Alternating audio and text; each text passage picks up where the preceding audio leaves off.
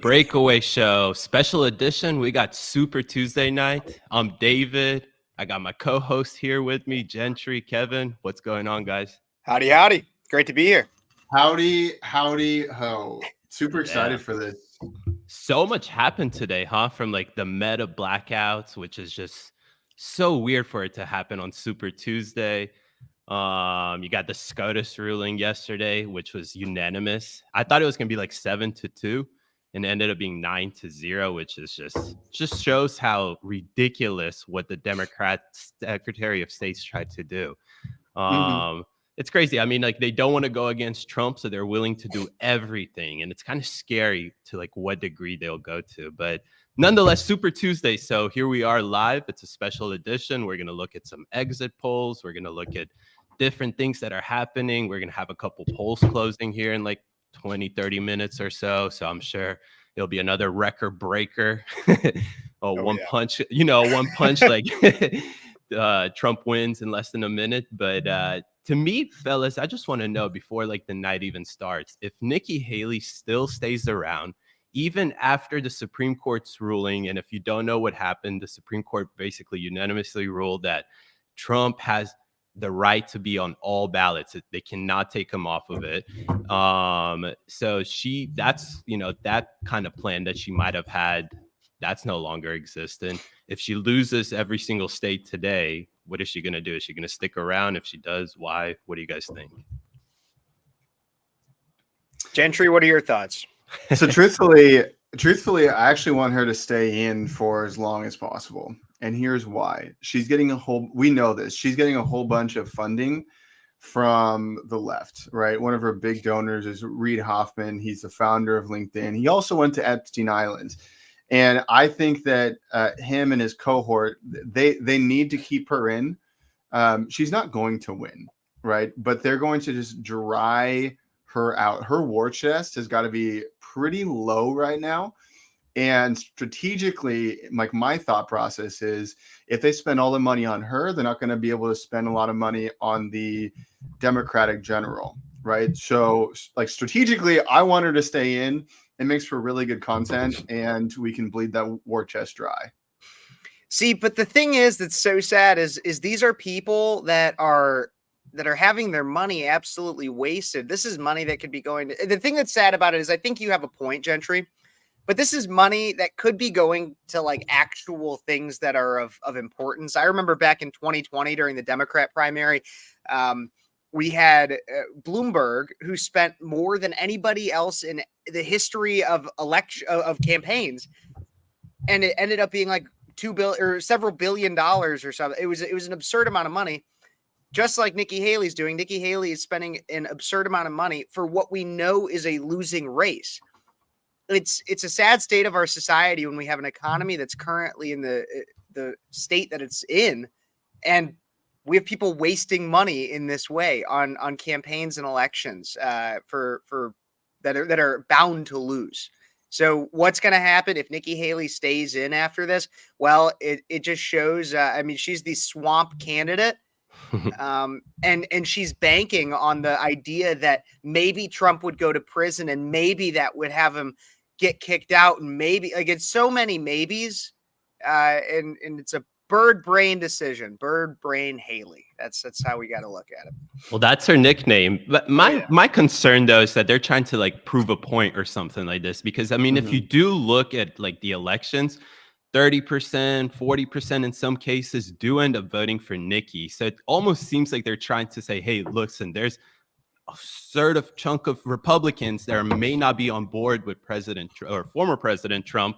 And I'm worried that the longer that she campaigns and sticks around, even if she has absolutely no path whatsoever, it's just going to keep hurting the Republican movement, like the actual movement to get the presidency, because she's literally a Democrat Sergei. You know what I mean? She's literally saying everything that the Democrat wants. She keeps saying that Trump spent way too much money, that it's chaos. She keeps hitting him in the age. And if you take out the fact that she's a Republican, you're like, whoa, hold up a second. That's exactly what the Democrats are saying. And the longer she's in this race, the better. It's like Biden doesn't even need to come out of the basement anymore. He has Nikki Haley doing everything for him. And it's coming from inside the Republican Party, which I think is the scariest and worst part about this. Absolutely. And to build off that a little bit, David, Gentry, I think you can pull it up. I just sent a clip that's from Twitter. Actually, well, it's from I think MSNBC of Gavin Newsom. A lot of people saw this clip. I think we might have even posted it on our breakaway page, or at least some of us have posted it. But it's important to bring up as we look at Super Tuesdays, we look at Nikki Haley, and this is, if you can pull it up, Gentry, it'd be awesome. Yeah, this is Gavin Newsom talking about Nikki Haley on one of the Sunday morning future shows of some kind with some lefties. Let's get this pulled up here and everybody can see exactly what he had to say about Nikki Haley not too long ago. It's coming up. Sweet. It's a little delay. Oh, look at that. He said exactly what I said. Exactly. Yeah, I know. But everybody should hear it. I think she's one of our better surrogates. So I hope she stays in. Hope she does well tomorrow. All the nasty stuff she says about Trump. She's spot on 99% of it. So I'm enjoying this primary, and I hope it continues. So I wish her luck. But look, Trump's the nominee. We all know that. You know that. Everybody out there knows that. And I think the polls are suggestive she's going to get well up tomorrow. And then she'll make a case, I guess, just to continue in this. But again, I have no problem her continuing for as long as she wishes, because I think she's making a good case against Trump. Head-to-head polls suggest that she would clean Biden's clock. Yeah. And it's a tougher race.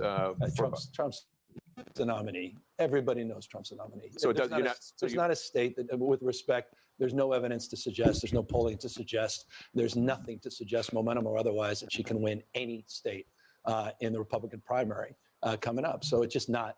Donald Trump is the nominee. Everybody knows that. No, and I don't mean that to be dismissive. I have respect for the former governor a lot more than the former president, Donald Trump. But as I said, I wish her luck. In the context of being out there and making the case that we're making against Donald Trump equally. Yeah. So that's the exact point right there, is that is we want her to drop out for that exact reason, that she would have to make the Democrats actually go out and defend Biden's agendas, Biden's policies and everything. And the fact that he'll be president if he gets elected for another 4 years. If you think it's bad now, imagine the last 2 years, we've significantly seen a decline from where he already was, which was a decline from where he was previously. So imagine what another 4 years would do. And we can't imagine that because we're constantly stuck. Tonight, we're sitting on a live stream and we're talking about Super Tuesday. We don't know that Trump is already the Republican nominee. And I think that's the biggest problem that we have right now, that we're constantly letting Nikki Haley be the main talking point versus it being actually Trump versus Biden. Absolutely. And that's really what when we look at tonight, it's kind of sad because from a commentary standpoint, we'd like to be able to look at this and say, oh my gosh, there's a swath of great candidates who's going to maybe be it. We know that Donald Trump, and that's not necessarily a bad thing in and of itself. We know that Donald Trump's going to be the nominee for the Republican Party. But the sad thing that we look at is we have somebody who is wasting everybody's time, bashing our own party at a point where it's unnecessary, and we need to stop the infighting, get Republicans behind a single candidate, and be prepared come November. And right now, Joe Biden is able to sit and not take any questions, not do anything, play basement boy like he did last time. And Nikki Haley is doing all the work for him. Exactly.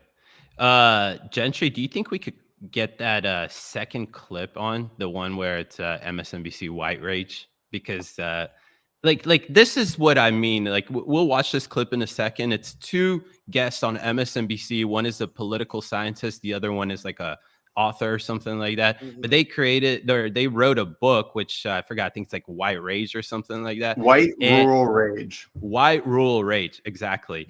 And they just label all the different, sound bites that you can imagine. They call us Republicans and whatnot, white rural voters. And instead of countering those talking points, we're talking about Nikki Haley.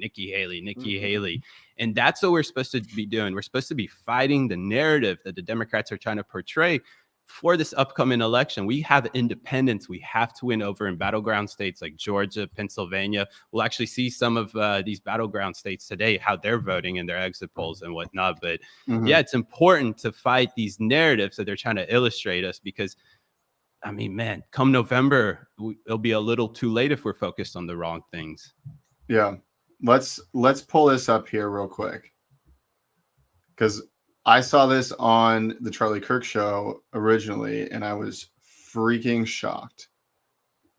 Science at the University of Maryland, Baltimore County, Tom Schaller, and journalist and opinion writer Paul Waldman. Their new book, out tomorrow, is entitled White Rural Rage, the Threat to American Democracy.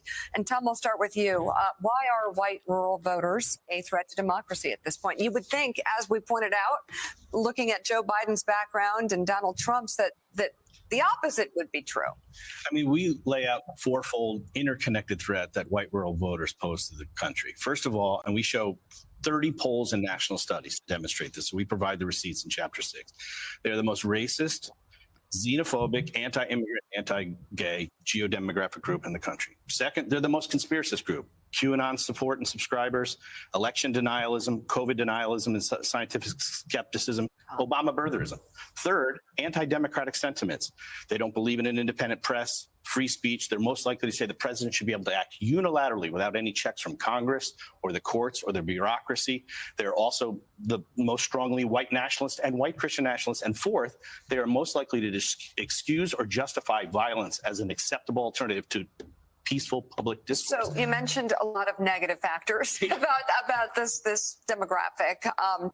Oh my gosh. Yeah, I mean, look, that's absolutely absurd. And if maybe we can cue up that first clip. Look, I zoomed in, so now I'm like the same. I'm not too small to you guys. But if we cue up that very first video that we have ready, it's like the exit polls. If they're saying like all these people that deny the fact that, 2020 was the most fairest and freest election possible, then there are all these conspiracy theorists and whatnot. Look at these exit polls that we're going to show you guys. It's more than 50%, 60%, 70% in some cases. People are saying that it was not the fairest election. So they're saying all of these people are conspiracy theorists. They're grouping them into all of these crazy things. It's like, no, listen, there was a lot of irregularities in 2020. That does not make you a nutcase for saying that, just like it didn't make them like truly nutcases when they pointed out irregularities. So it's crazy that they have these two guys on MSNBC just spewing this rhetoric, this dangerous rhetoric, I would say, because it kind of is it's considered hateful speech in a sense. You're making it people target essentially like that. It's just absolutely absurd. No, it absolutely is. And this is exactly what happened back in Iowa. I don't know if you remember the clip from Joy Reid, in which she talked about how it was all these white Christians in Iowa. And that's why Donald Trump was going to win Iowa, was because it was white Christians who, as she described, wanted some level of like a Christo-fascist state. And they believed that, according to her fantasy world that she lives in, she was like, all these Christian nationalists believe that they're entitled to the land of America, and people who look like me aren't. And not me, like Joy Reid, who we all know is fantastic lady, great media personality, exactly. right? yes, that's exactly what I was gonna say. But so she gets up there, and that's the narrative that they're pushing right now, is that it's Christo-fascism, nationalism, and everything like that, and that's what gets Donald Trump elected. And it totally negates the entire idea that, hey, maybe he just speaks the way that people think. What basically people have been saying since 2016, the reason why people vote for Donald Trump is because, yeah, we do need to close our borders. Yes, our economy isn't working for everybody. It isn't working for the average person. And there are ways to solve that. And it's not by increasing taxes on everybody and increasing spending through government programs. And he speaks the way that people think.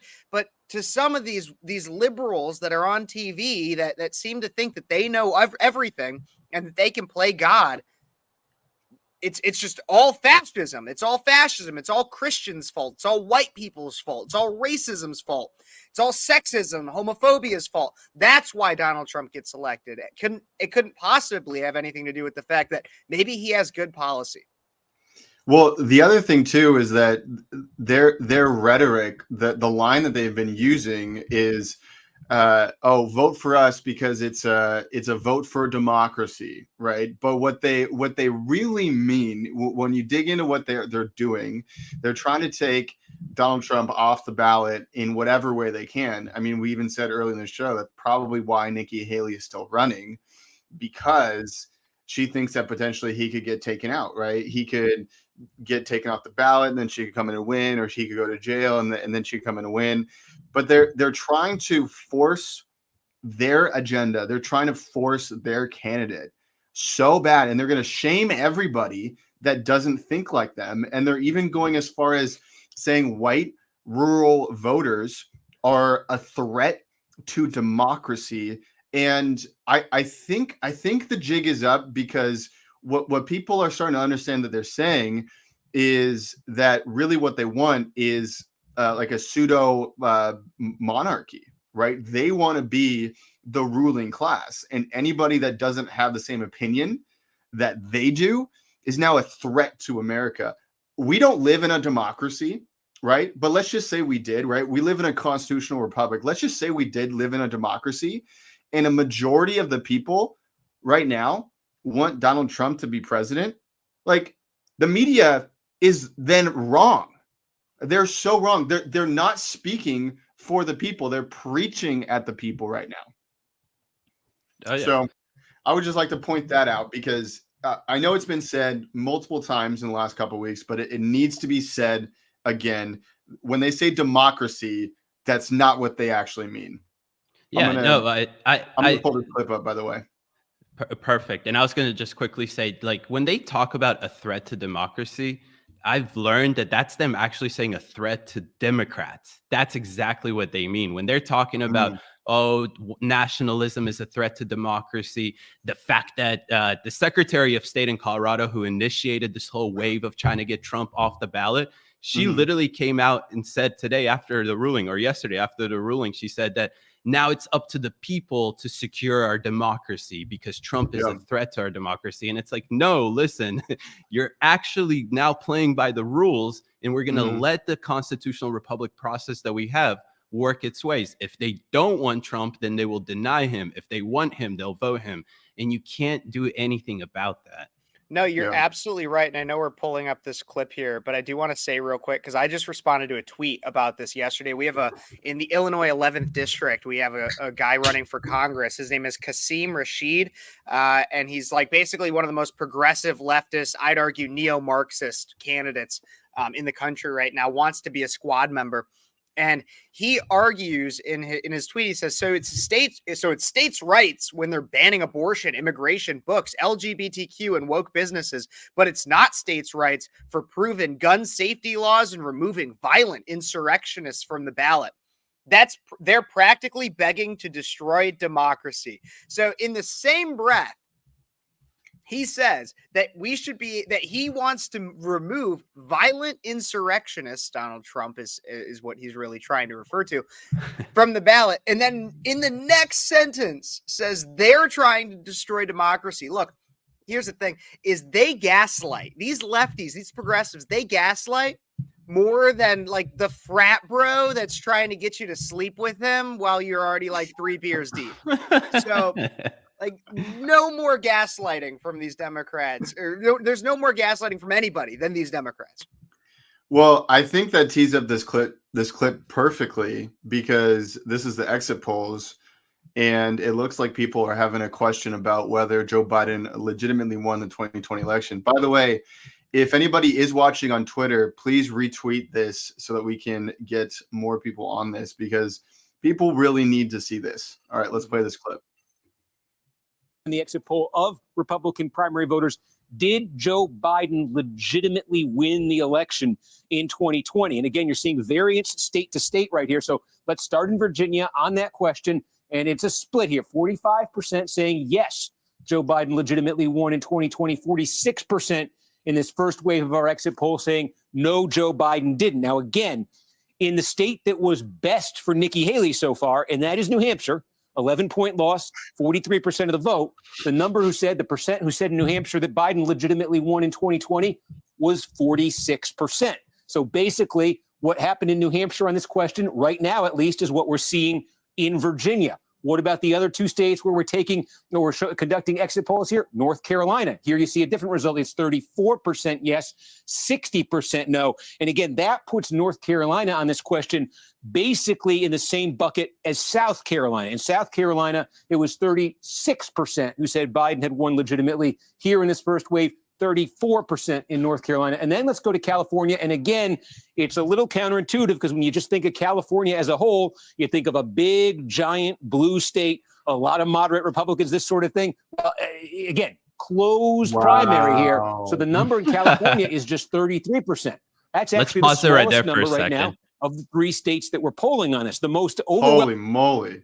Yeah. I mean, did you hear that? Like 33% of Californians, like Republican voters, believe that Joe Biden is the legitimate president. So that just shows you that everything that those two idiots, those two buffoons went on MSNBC and talked about white rural rage, they're all conspiracy theorists. You're talking about what we're talking about, 60 million people that they're saying that they're trying to group this into.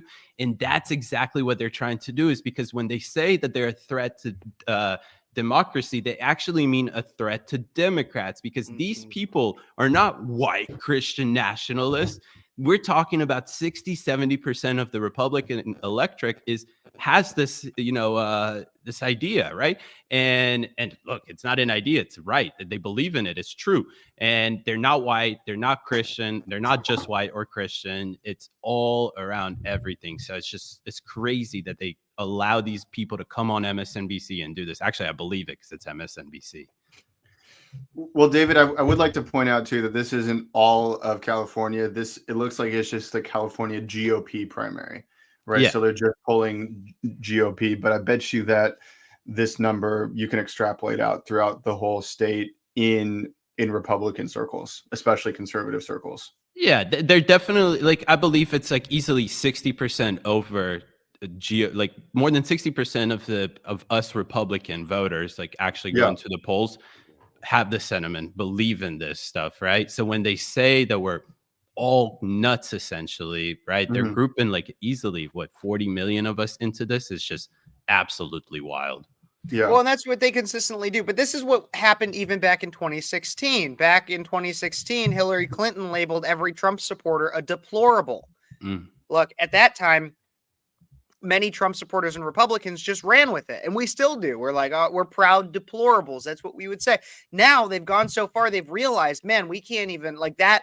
They'll take that word and make it their own. Like how when black people took back the N-word. No, now we're taking back deplorable. Right. We have that.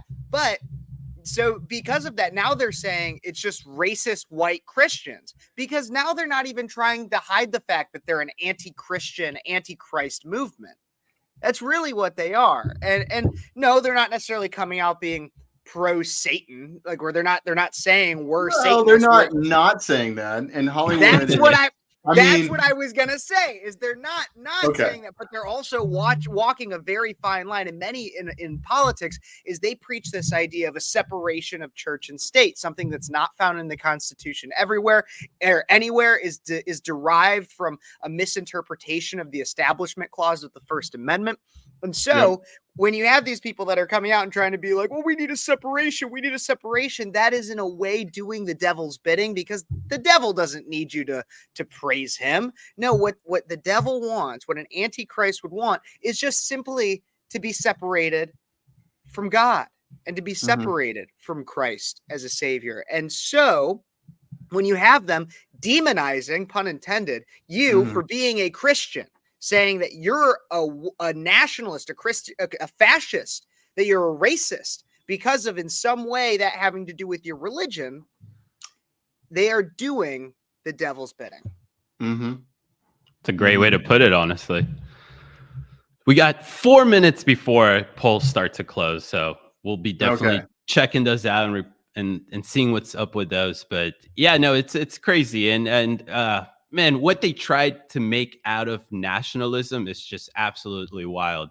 There's really nothing wrong with nationalism, right? And they try to say, oh, it's just patriotism on steroids. No, it's literally nothing different than the fact that you love your country, you're patriotic about your country, and you believe in national sovereignty, you believe in borders. And that's the main thing that they're always trying to paint, right? Because if they can somehow in people's minds start to fabricate a new definition for nationalism, then they really achieve what they're trying to achieve here, which is again paint every individual that for some reason, or not for some reason, that loves their country.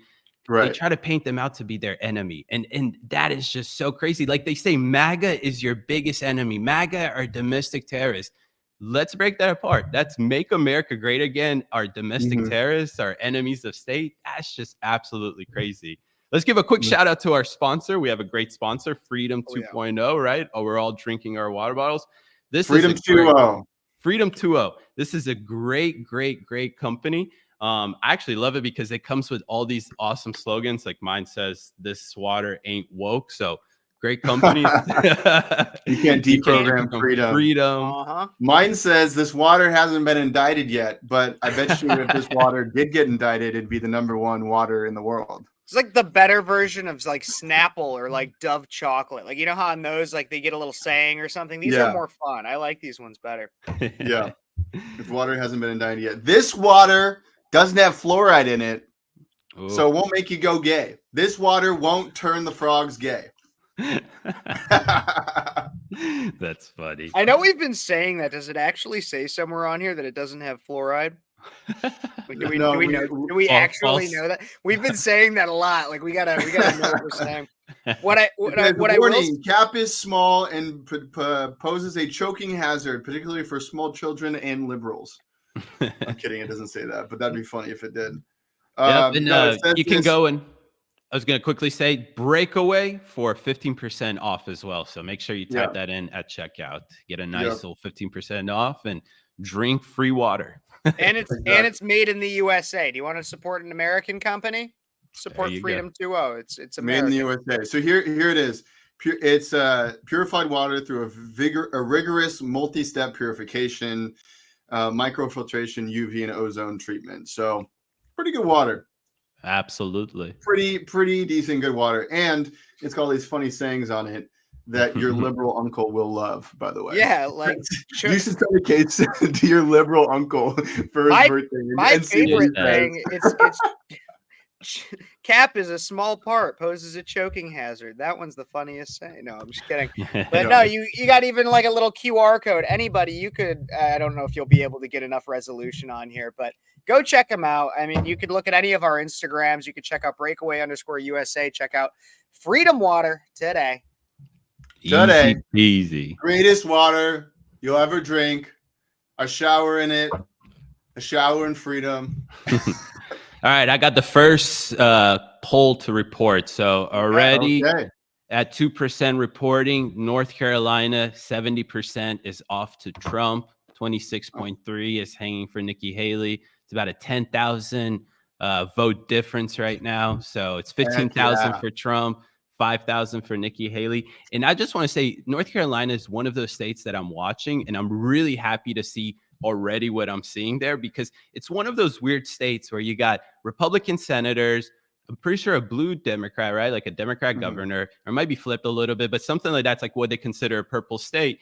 And in under Obama, it went to Obama. Trump took it back in 2016. He held it in 2020, and he held it with about a 75,000 vote margin as well. So North Carolina could be a great indicator for 2024 in general, like the general election, because of this mixed hybrid demographic that they have there. So to see that already, that means that moderates are going to be breaking over to Trump, at least from what we're already seeing in North Carolina. So that's always good to see. Well, I would also like to point out, too, that there's been a ton of speculation that Nikki Haley is encouraging Democrats to vote in the Republican primaries and the caucuses. And in some cases, you're allowed to. And we think that, especially New Hampshire, a lot of those people were actually Democrats too. So I don't think Nikki Haley has as much support as we think that she does based on the polls. I've really only ever met 2 Nikki Haley supporters in my life. Yeah. I don't know about you guys, but No, I've met Nikki Haley supporters, but I can tell you, none of the Nikki Haley supporters that I've ever met were Nikki Haley supporters from the beginning.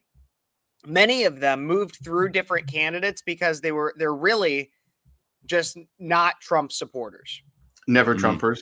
Yeah, more so never Trumpers. They're people that they're looking to Haley now as a potential, but are just kind of like, they don't feel motivated by either of the candidates. Which here's the thing that I see about that is I can totally understand somebody who's not motivated to vote for Trump or motivated to vote for Biden. I can Mhm. understand that. What I can't understand is somebody who claims to be in some way a Republican or a conservative and supporting Nikki Haley, even if it's an anti-Trump vote, because if you claim to be a conservative or Republican, and then you're not pro Nikki Haley. I mean, unless you come out and you're also like, hey, I love the establishment. I love being oppressed by the people that claim to be representing me, but in reality just are representing themselves and filling their own pockets. Like, unless you love that, unless you just love and you're almost a masochist for the elite and the swamp, then there's no reason you should be supporting Nikki Haley. Well, I feel like there's a lot of them, though. You know, not a lot, but there's definitely a group, like a section of Republicans that feel disenfranchised by Trump or Trump's rhetoric, and it's really odd to see them like I understand why to support Nikki Haley if you're disenfranchised by Trump, because the other alternative would be, I guess, the person that you're disenfranchised with. But now that it's obviously clear what you have Trump is going to be your Republican nominee. What I don't understand is if you're going to do literally a protest vote, essentially, not vote for Trump and vote for Joe Biden either again or for the first time. You already have 4 years of Trump and 4 years of Joe Biden. And there's a clear difference for it when it comes down to the economy, domestic issues, foreign issues that we have, right? It's very clear. So I just don't understand what goes on in those people's heads. Like, okay, don't vote for his character. Don't vote for his rhetoric. Vote for his policy. Put all of your ego aside. And if you're a true conservative, then vote for conservative policies. And America First policies are some of the greatest conservative policies, in my opinion. It just doesn't make sense to me. So I can actually see the logic in people wanting to support Nikki Haley because in my mind, what they really want is a unified country, right? They're trying to get people from the right and from the left. That's why Nikki Haley is like a lot more in the center, right? She's more of a neocon, which arguably is in the center. I think it's really misguided, though, to try to unify in the center because of how far the left has gone. The left right now is absolutely nuts. They want to cut kids' dicks off. They want to like import illegal immigrants that potentially could, attack us. And they want the great replacement theory. They want to force and compel people to take vaccines and to take medication. They're calling us racist. They're calling us bigots. They're calling us all the names in the book. And so the fact that she's trying to unify the country, so to speak, in the center, I don't think that's the right way to go. The pendulum has swung so far to the left, and people are starting to see the idiocy. I think now it's time to unify the country on the right. Yeah, no, now, that might be a crazy thing to say, right? Like I'm in Seattle, right? If I said that on the streets of Seattle, like one of two things is going to happen, and the end result of both of those is I'm going to be incapacitated. Right? Yeah. No, but I think we need to have the pendulum swing much farther to the right, and then unify around that. Like we got to stop with all this crazy idiocy. We got to stop making social issues political issues. Oh, good luck with that, honestly, though, What because do you they're mean by that? I know, What do you I mean know. by It's a utopia that Well- we had 20 years ago that we can never have again. no, Explain no. that to me. No, what do you mean by don't make social issues political issues? Social issues, political issues. So like um the whole trans thing, like the states should not like come in and say, hey, like we're gonna kidnap your kids if you don't affirm them, right? And so The problem, I have to push back on that real quickly, Yeah. Gentry. The problem with social issues is that the underlying reason that it's an issue is because there's an issue in policy. It either doesn't address the issue or the no, policy is being overridden. No. You're not understanding what I'm saying, because in Washington State, right? Actually, up until a couple days ago, because they just passed the Parents' Bill of Rights, which is going to go effective in 90 days, and they actually don't need the governor's signature on it. But what the state did is, because it went so far left, they said, hey, we actually control your kids. You don't have any parental rights anymore. We do. Right. And so the government is getting into the social fabric of the family. That's what I mean. Well, and that's why I think that it should be actually a political thing, because the only way to combat this cultural issue that is happening, it's a cultural phenomenon, right? It's only happening, first of all, in our Western democracies, because we only have time to deal with this stuff. But the only way to counter that is with making it a political issue, because if they want to allow biological men to go into women's bathrooms in North Carolina in high school, or in Virginia, for example, in middle school, then the only way to combat that is by making some sort of policy, making it political, essentially, to combat it. So I almost feel like there's no way to let go of social issues and not have them related to political And stuff. that's exactly why I asked the question, what do you mean by separating social? Because the only way that I could see that working is by taking an incredibly libertarian stance and basically saying, do whatever you want. But it kind of comes down to the philosophical question as to at what point do we no longer legislate morality? Because like we legislate morality in the fact that we say you can't kill somebody. We legislate morality by saying that you have to be of a certain age to have consensual sex. We don't necessarily legislate. I mean, it depends on where you are, but for a while we were not legislating morality in terms of abortion, and nowadays we don't legislate morality in terms of homosexual relations. At what point do we no longer, that would be how you separate a social issue from politics, is questioning, because there are social issues that will always be political. I mean, what about hospital assisted suicide, doctor assisted suicide? That's one that I know Canada's been dealing with a lot recently. That's a moral quandary that you question as to whether or not how much you legislate it. And so that's kind of, to entirely separate social issues from politics is kind of, like you said, in a way a utopia, but it would only be a utopia if we had everybody on the same side of here's what is the morally correct decision. Because in my view, morals are objective. You either have them or you don't, and they're based in scripture. However, we live in a society that doesn't view it that way, and we have many that believe like baby murder is perfectly fine. So Yeah. Well, Quick little just breaking news again. Trump takes Tennessee. He takes Virginia overwhelmingly 66.2%, gaining 15 delegates over there. If anybody's curious, Nikki got 31% in Virginia. Trump got 66%, which is incredible. It's again above that 60% mark to see in Virginia. Awesome. This is hilarious right now. They have I don't know what it is, but they're showing that Chris Christie is in the lead right now in Oklahoma. I don't know how, but whatever. That is a rebellious vote, and I actually love him for that. I love it. Right. And so it's going really well so far for Trump. And just a quick update on the Democrat side of things. So Virginia, 87% for Joe Biden.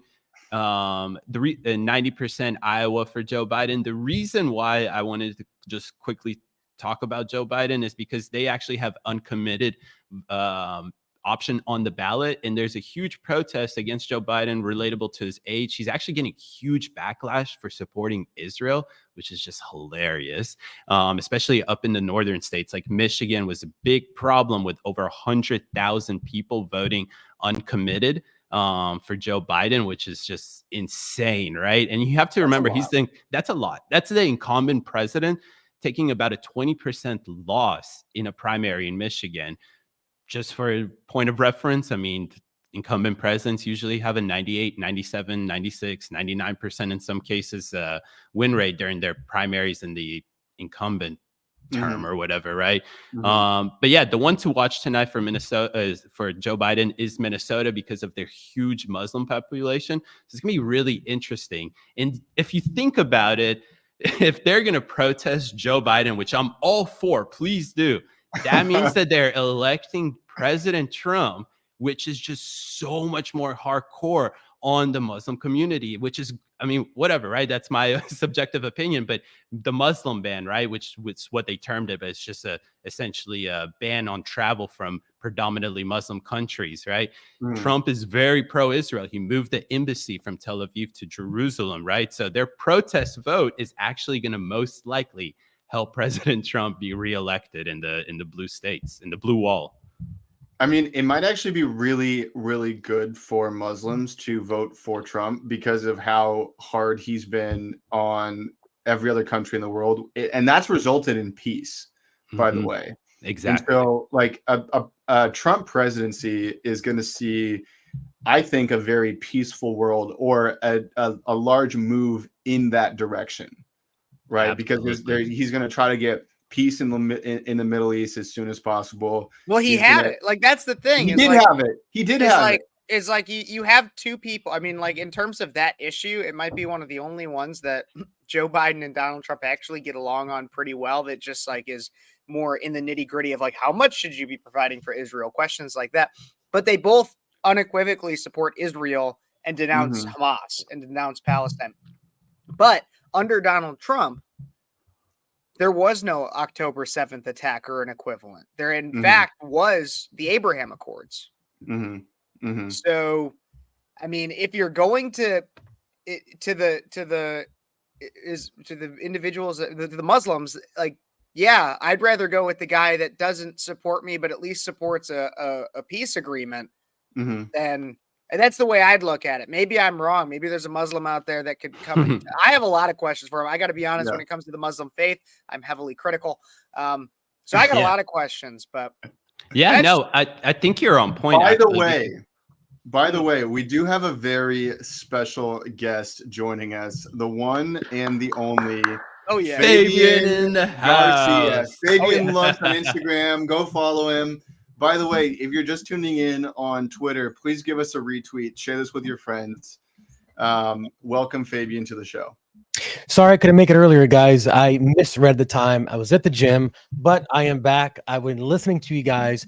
Tons of viewers on all platforms. You guys are absolutely killing it. Kevin's eating his dinner. Thank God we need him to get the interview. I just got home from work right before we started. I got home from work. David, if everyone can salute David for his brand new camera that he got in the mail. He looks like a stud. Mine's coming. Gentry's is coming. Guys, we're going to look like CNN times 12, but actually with good information pretty soon. So you get ready. Make sure you subscribe and make sure that you get yourself some Freedom Water because think free, speak free, live free. Look at that banner. Shout out to our sponsors. Freedom Water when we did the plug. Look at you, Fabian. Keeping us all connected. If you guys can catch me up on what's been happening, where are we at? I'm honestly very excited. I live in Hollywood for anyone out there listening, and I went to go vote today, and I'm very interested in seeing what passes here in California. We have some very interesting measures. We have a very, very, very bad George Soros appointed DA named George Gascon, who is partly the reason for the detriment of Los Angeles. We have a lot of people who are running against him. The guy I voted for, Nathan Hochman, is a Republican who's a classic district attorney who actually prosecutes crimes and not says because of their skin color they have to be back on the street because if not, we get the pow from the ACLU. So I'm very curious to see what happens with that. But yeah, glad to be here, boys. Let's get into it. Let's By the way, roll. if you are in Megan came in California hot. and you haven't voted yet, go vote Pete Hernandez up in the San Francisco area. Vote Pete Hernandez. Vote Pete Hernandez. California doesn't close for another 2 hours, so you got time, ladies and gentlemen, to go vote. Go All spread right, the just word. Text 20 of your best friends. Text your liberal uncle. Just do it all. Quick little update. So we have Vermont 51.8% going for Trump so far. Texas 74.2% going for former President Trump. Oklahoma, Chris Christie, I'm sorry you took the back seat. It's now going for President Trump. I mean, guys, it's just a landslide again. I mean, the main one we were looking at is North Carolina. It'll be interesting to see California. I'm really curious about California and Minnesota as well. But those don't close Minnesota won't close for another 45 minutes or so. But yeah, North Carolina, exciting stuff there. Wow. We were talking about Muslims, which I was just going to point out. I think so. Kevin, What a Kevin. transition. What a I know, right? segue. I mean, it's kind of right because Michigan, Minnesota, again, the largest population in the United States for Muslims in terms of like per square mile or whatever, right? But yeah, you're right. I mean, look, if you're in a not an extreme Muslim, what I'll call is fundamentalist, Islamist fundamentalist, then you should be very pro-Trump in terms of the fact that he was able to band together Muslim countries, predominantly Muslim countries, with Western alliance countries and people who are like, oh, well, I'm anti-globalist and stuff like that. This is the only time that you won partnerships with other countries like that, because you can achieve peace through trading. Look at President Trump again, what he achieved in those 4 years. The Abraham Accords is a perfect representation for that. And before October 7th, little people know about this, but Israel was getting ready to sign with Saudi Arabia what they termed as the Abraham Accords 2.0, which would have achieved so much more. If you thought already 6-7 countries signing peace deals with Israel was big, Saudi Arabia signing that peace deal would have been extremely amazing in terms of peace in the Middle East, actual peace, and then also economic trade, because nothing like having peace when both sides are benefiting economically, they're prospering each other and whatnot. And honestly, let's be honest, that's what Gaza could have been. In 2005, when Israel fully deoccupied Gaza, they literally pushed out around 5,000 Israelis from living in Gaza and said, you're out, this is their territory now. They got so much money that they could have been the Singapore of the Middle East. But what did they do? They built tunnels. They used water pipes to create missiles, right? They steal all the aid and everything like that. That's the reality of Gaza. So you cannot achieve peace with them because they're not ready for trade. It's that simple. It's really that simple. You know, the sad thing is the world was getting so peaceful for so long, right? That does not behoove the people who want to divide us. I heard you guys talking earlier about a few things, and I was reminded of the age-old statement, divide and conquer. That is all they were trying to do. We were way too peaceful. They were starting to lose control. They activated the new Red Guard 2.0 when these leftist libtards, whatever you want to call them. Oh, sorry, I don't call them liberals because they're not liberals. They don't believe in democracy. So they are not a typical liberal. They are leftists. But they reactivated that. Then they made everything about race, the opposite of what Martin Luther King wanted. They instituted critical race theory that says that all the society is made for white people by white people. So if you're anything but white, you have to hate white people. It's more division. And look, for a subsection of the population, it's worked. There are many people who are just pissed and they don't even understand why. They're eating bad food. The weather's being modified. They're inhaling aluminum iodide in their lungs. Social media has wrecked their attention span. Marriage rates, divorce rates are through the roof. Abortion rates are through the roof. Like everything is going wrong, and it's all meant to divide us. And here's the last thing I'll say about this: is people are saying, "Screw Harvard. Harvard's a piece of crap. Claudine Gay, all this stuff. She plagiarized everything." Okay, now everyone hates Harvard. Now everyone hates Bud Light. Now everyone's starting to hate. We're going to hate Doritos, but then they fired the person. The leftists want to infiltrate and destroy from the inside. That is their ball game. They don't care that you hate Harvard now, because what that was this mountain on top of the American just way of life. Harvard was a thing. Now they've broken it down. Bud Light was the most American beer. and now they've broken it Mhm. down. So they infiltrate, they ruin, and they abandon the ruins onto the next thing. So that's a dilemma that Americans are going to have to deal with, is after all these people are defeated, after they breathe themselves out of existence, how do we rebuild the right way again? And I think the Paraline Economy and companies like Freedom Water and the Wellness Company, our other sponsors, are people who are trying to achieve that goal. Yeah, that's the thing, is like they're just trying to make it. If they just make it all gay, then nobody they don't want to do it. I mean, that was the thing about Bud Light, is that's how they ruined it. Is like it just became a general joke, like if you drank Bud Light, you were going to turn gay. And so if you drink, that's what they do. If they're going to make everything gay. I wonder what Pride Month is going to be like this year, because there's been so much pushback. I mean, It's going to be Bud my Light- Vietnam. Well, no. So Bud Light got Bud Lighted like during Pride Month, right? Yeah, it's Because almost of the been a year now. whole thing. Starbucks stopped Pride Month halfway through. I don't know if you guys saw that. So I bet you Pride Month isn't going to be as big from the corporate level. All right, this a little year. controversial here, but there are like gay Republicans, lesbian Republicans. I'll even go as far as saying like trans Republicans, right? So are we going too far here, or is this No. the right thing? All right. No. So we've even had some of them on our show, and David. Actually, I have two friends named David, and they're both gay and they're both Republican, and they do. Not me. They do. Not No, that- not not you. this day. Not Not you. that there's anything wrong with that. Not that Nothing wrong You with say it. that for the ladies. that are Nothing watching wrong. Nothing wrong. No. So, but they're not militant about it. They're not trying to convert people to be gay, right? One of our friends, American David, on Instagram. Go follow him because he puts out some fantastic content. He's partners with Gays Against Groomers, which I think is a much needed organization in this fight for freedom, because what they're doing, I mean, the groomers are taking away freedom from the kids, right? Trump actually just had a gay wedding at Mar-a-Lago. But what we're talking about is the militant gays that want to rub it in your face all day long.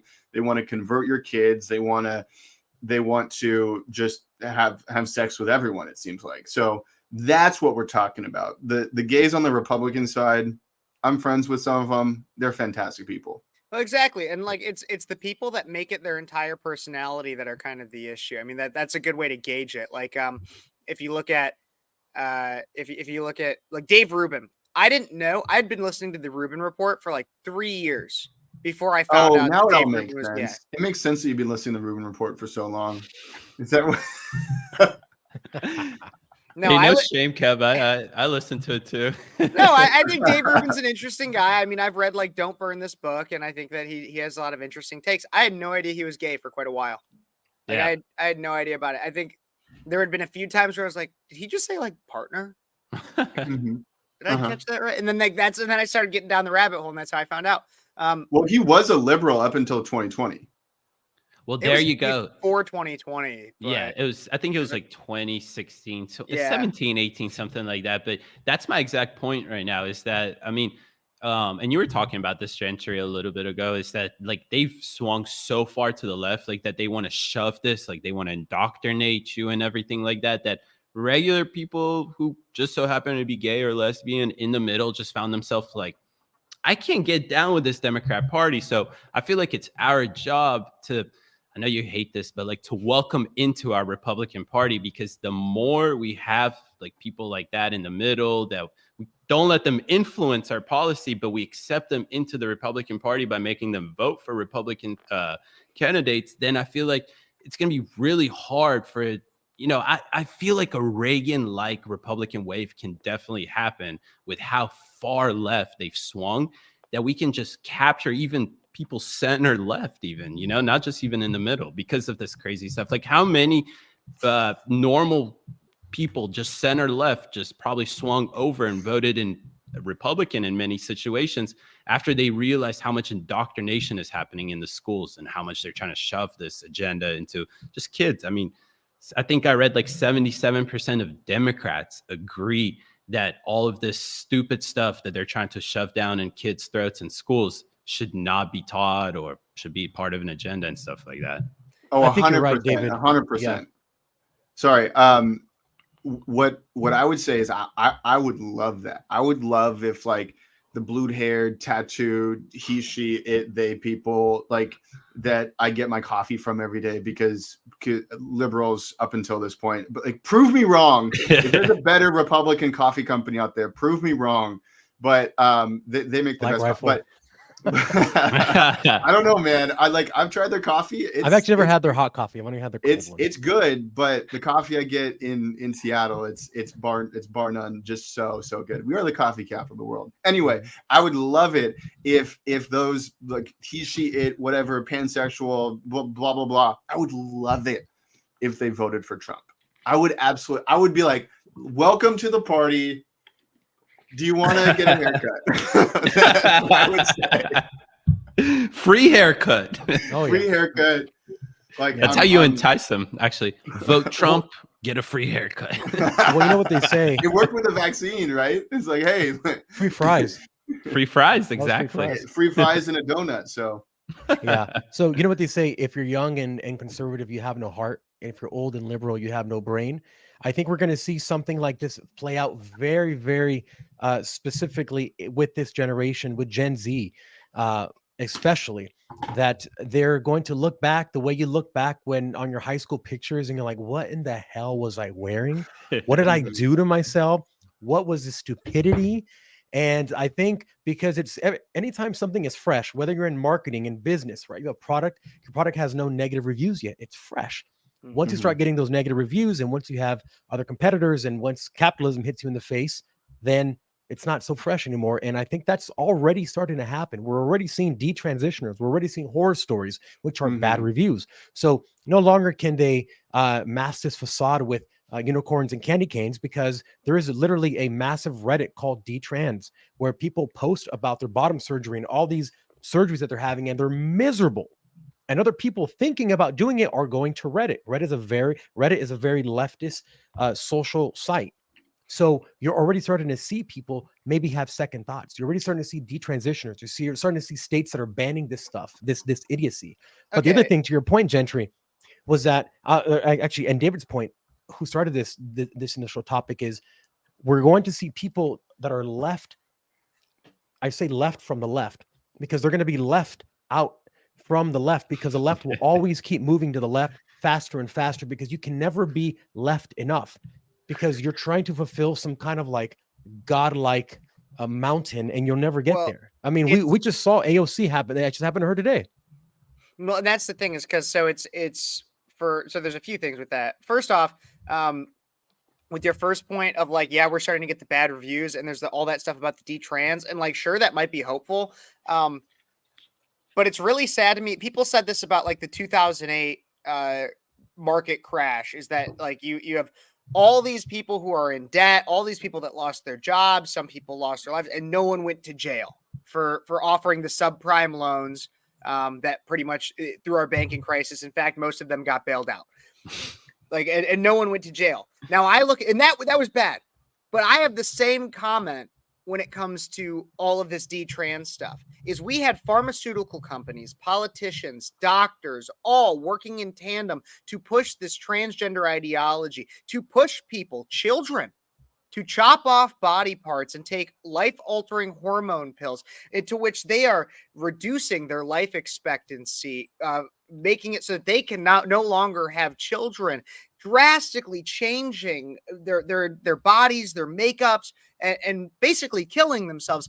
And not a single one of these people will go to jail. And so, yes, maybe we're a little hopeful. Maybe the bad reviews are coming in, but it's so sad as to what it took to get there.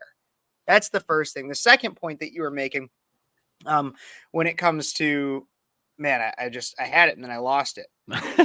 You're going too hard. The train of thought has left the station. I know it happens. The I was gravy like train. trying to stall for what did you end off on, Fabian? Oh, how the left will continue to move to the left. Yes, faster and exactly. faster. That's why we need to make sure, because like, yes, we can use the left, but a synonymous term for that would also be progressive. These people claim themselves to be progressives. Well, what are they trying to progress towards? If you were to ask them that, they don't really have an answer. If you were to ask us what people are often like, well, you're a conservative. What are you trying to conserve? The founding principles of America, what you find in the Declaration of Independence and the Constitution. It's a clear layout of what we're trying to preserve. What are they trying to progress towards? They don't have an end goal. So they're just going to keep going and going and going and going. Yeah, Absolutely. And so where that came from was Hegel and with the dialectic. So dialectic says that you take what is and what is not, and you create a hybrid. It's called a synthetic reality. So you can't have gay unless you have heterosexual, right? It's opposite and what is normal, and they destroy each other, and it takes you to a higher level. So to them, they will eventually be gods where nothing is nothing and everything is nothing. So like a point of singularity where then there will be no history, no world, no humanity. It will just all be, it's like this hocus pocus hippie stuff. So that's why they're always saying, this is the reality. Let's do the opposite of that. And then let's come to terms to whatever reality, synthetic reality is going to come out of that. And then at that point, let's make another reality. This is why they keep eating their own. This is why AOC is not left enough. Today, they have those two people that would not leave her alone saying, you didn't call Palestine a genocide or, whatever. And she was getting pissed and screaming at them. They are going to eat their own because you can never be happy. Traditionalism, conservatism, you know what you stand for. It's always basically the same. The leftism, it changes so quickly because you want to have that status in your cult that it's never gonna move slow enough for you to catch up to the train. Yeah, always gonna leave you. It's a dick measuring contest as to who has the smallest dick. Yeah. Or who cut theirs off faster. Like I think that it's part of it, actually deeper, more complex. It actually deserves its own like hour or two conversation about like the true issue behind it. But if you think about it, it's the fact that society hit its peak. And once all societies hit their peak, what ends up happening? We have these, what we call them social justice warriors trying to do more and more, but there's nothing to fix more. Like you said, Kevin, what is more progressive than what we already have in today's society? At some point, like in the 1920s, progressive as a movement, that made sense. But today, 1990s America, 2000s, so that was the peak of America, the one that we say we want to go back to that America. And that is the real problem here, is that these progressives, they're so sick. They got this virus in their head. They're stuck believing that we need to do something. We need to prove something. We need to be part of something bigger. And that's when society starts to eat itself. Like you said with AOC, her own people are eating her up. Why? Because that's the natural phenomenon of what's happening right now, is that too much, this ultraism, right? It's just too much of it. They believe that they're right, so they continue in the name of whatever philosophy, in the name of whatever social justice they can imagine, to continue to progress things. And in reality, they're just destroying society. They're just destroying what it means to be a woman, for example, destroying what a nuclear family is all about, right? Just eroding everything that made society fantastic. It's, like I said, it deserves its own hour, 2-hour conversation or something like that to talk about how the West is destroying itself from within itself, honestly. And not to get too preachy on this either, but so the Pope actually just talked about this. He's been talking about the destruction of gender. I'm a Catholic, so like I follow it pretty closely. But the Pope just was talking about the destruction of gender and how the destruction of gender ultimately is leading towards like the destruction of humanity. And if you really think about it, we've been on this train where, and I just talked about this on my show on Sunday, is you start off you kind of can go back to the point of which we started destroying the sanctity of sex and marriage. And that was through the proliferation of the gay marriage movement, the Supreme Court deciding Obergefell, all that kind of stuff. And then we moved from that to where now sex is just public. In fact, we live in a world where it is harder to avoid pornography than it is to obtain it. Think about back in like the 70s, 80s, 60s, you'd have to like seek out to try to find a Playboy, or maybe if you turn the dial just right and move everything, then you'd be able to see a nipple on HBO or something, even though you didn't subscribe to it, anything like that. But now pornography is harder to avoid. It's on Twitter, it's on Reddit, it's literally everywhere. It's on TikTok pretty much. Like sex is basically destroyed. There's no sanctity to it. Now we're trying to destroy gender, which in Genesis, God made man, God made woman. He made Adam first and then took the rib from Adam, made Eve. He made man and woman individually. He didn't make them interchangeable. He didn't make a non-binary. He didn't it wasn't a thing. They're consistently what the left has done with sex and gender, and then they also do it with race too. Think about it. They try to make it so they'll divide us on race, but they will destroy the sense of individuality within it. You can't, you can be black and you can be white. It's clear based on the melanin in your skin. However, if you are of a certain color, you have to subscribe to that set of beliefs, to that lifestyle. There is no such thing as individualism. You are not made in an image of God. You are made to be some faceless, nameless number in their system, to where God is entirely removed, to where there is no sense of individuality. And if you don't have any of that, if you don't have an individuality, if you're not man or woman, if you're nothing, then you really don't have a soul.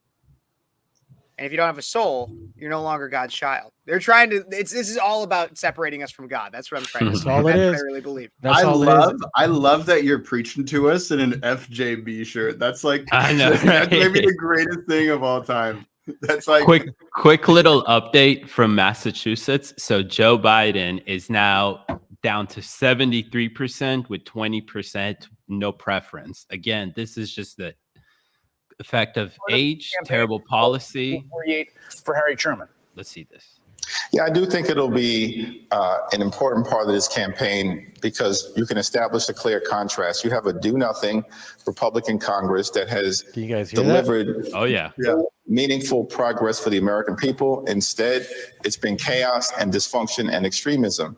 And that compares to the track record of accomplishment under the leadership of President Biden, a historic Congress in the previous 2 years prior to this Congress starting, where we got things done like clean water in every community, bringing domestic manufacturing jobs back home to the United States of America, lowering the nobody can afford your water, drugs, including taking the price of insulin to $35 a month for millions of Americans. It's an extraordinary track record of accomplishment.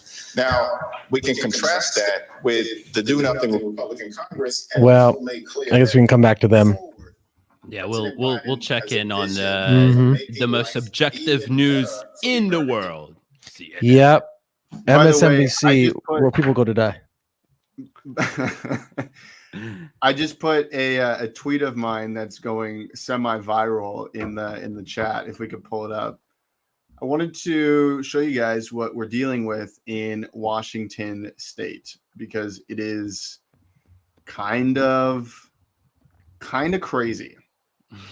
I can't wait to see this. I've realized now, talking to you and talking to Jason and his wife from We the People Utah, that some of you states up there, I thought you guys had it all figured out and you're all very relaxed. You're some of the craziest states, and I'm saying that from California. Like what? You guys need more sunlight up there, maybe. I don't know. 100%. So yeah, pull it up here because I want to show what this is. Oh, I saw this. Yeah. So it's my ballot. I took a picture of it, and this is the return label. And you're supposed to mark Democrat or Republican on the outside of the return label. And so anyone who's handling the mail can see it. And so like a ton of people are on my side, and they've commented and saying this is ridiculous. Like they're setting it up for election fraud. They're going to throw away your ballot, blah, blah, blah, all this kind of stuff. But then I'm getting people that are saying, oh, like this is just a normal way that people do things. And this is just a primary. This is what you're supposed to do. You're supposed to mark if you're a Republican or Democrat. And someone even tried to like community note me and cited the Washington State like laws, like election laws. And I said, yeah, but why is it on the outside? Why is it on the outside of the ballot? And it's actually really interesting if you think about it, because a lot of people think about Washington like a deep blue state, but stuff like this makes me think it's a little bit different, because if everyone was liberal in Washington, why would they need to do this and set up election fraud like this? Why would they need to remove Trump from the ballot? Why would they need, like, maybe the internal polling, maybe all of the FBI like going through our messages and DMs and all this kind of stuff, maybe it's showing different data. I know that's kind of a conspiracy theory a little bit, but we've kind of been batting 1,000 on those. So Colorado, it's deep blue. They try to take Trump off the ballot. Like, why would they do that? Do they think that Colorado would potentially go red? It could go back to their favorite new term. You know, they say that he's a threat to democracy. But again, do they actually mean by that? He's a threat to Democrats. It's a threat to the Democratic Party. Exactly, because I haven't seen numbers like this go for Trump or for a Republican. You know, the black vote, the Hispanic vote, the women vote. I don't know if you guys saw this. Trump has never polled this high with women ever before. He's +1 on Joe Biden with women now. I mean, yes. Across the Can board? we pull that up? Because I almost don't believe you. Yes. All right. Let's find it, because they were absolutely going bonkers today about this stuff. Because listen, guys, I mean, it's simple. People got Jack Posobiec. I asked him this at CPAC. I said, how do we win independence over? And he said that actually is one of the simplest things you can do, because the easiest a question they have to ask themselves is, I have 4 years of Trump. Now I had 4 years of Joe Biden. What is better for me? And if your answer somehow is Joe Biden, with all the wars, with the inflation, with this and that, it's crazy. Wow. Business New Insider. poll shows Biden losing some of his 2020 voters to Trump and lagging in support among women. Mm-hmm. This is New York Times. Trump leading Biden 48 to 44. I'm looking for the women. That's a New York Times poll. Wow. That's skewed about 2.4, I believe it was, % to the left. So that's actually about 50 to 42. Whoa. In the Times poll, Trump led Biden among women by a 47 to 46% margin among likely voters. Meanwhile, men backed Trump over Biden 49 to 42. Who would have thought that New York Times would vindicate my claim? What a world we are living in. And this is ranked. This because I read this through the Daily Wire actually just a few days ago for my show. And this is actually ranked as like one of I think this is on 538, which conglomerates all the polls. This is ranked as number 1, I believe, in reliability. Yep. Wow. So, and they still skew 2.4% or so to the left, which is absolutely, it shows you how crazy these polls are. And never forget that Wisconsin poll. I don't know if you guys remember it, but 18% Joe Biden in 2020. It's just what? Like crazy stuff. But yeah, no, I mean, it just shows you guys. I mean, again, they say threat to democracy. Scratch out the democracy part. They actually mean threat to Democrats. They're pretty illiterate and dumb. So they think they're like Democrats, democracy, same thing, right? But yeah, we know what they actually mean.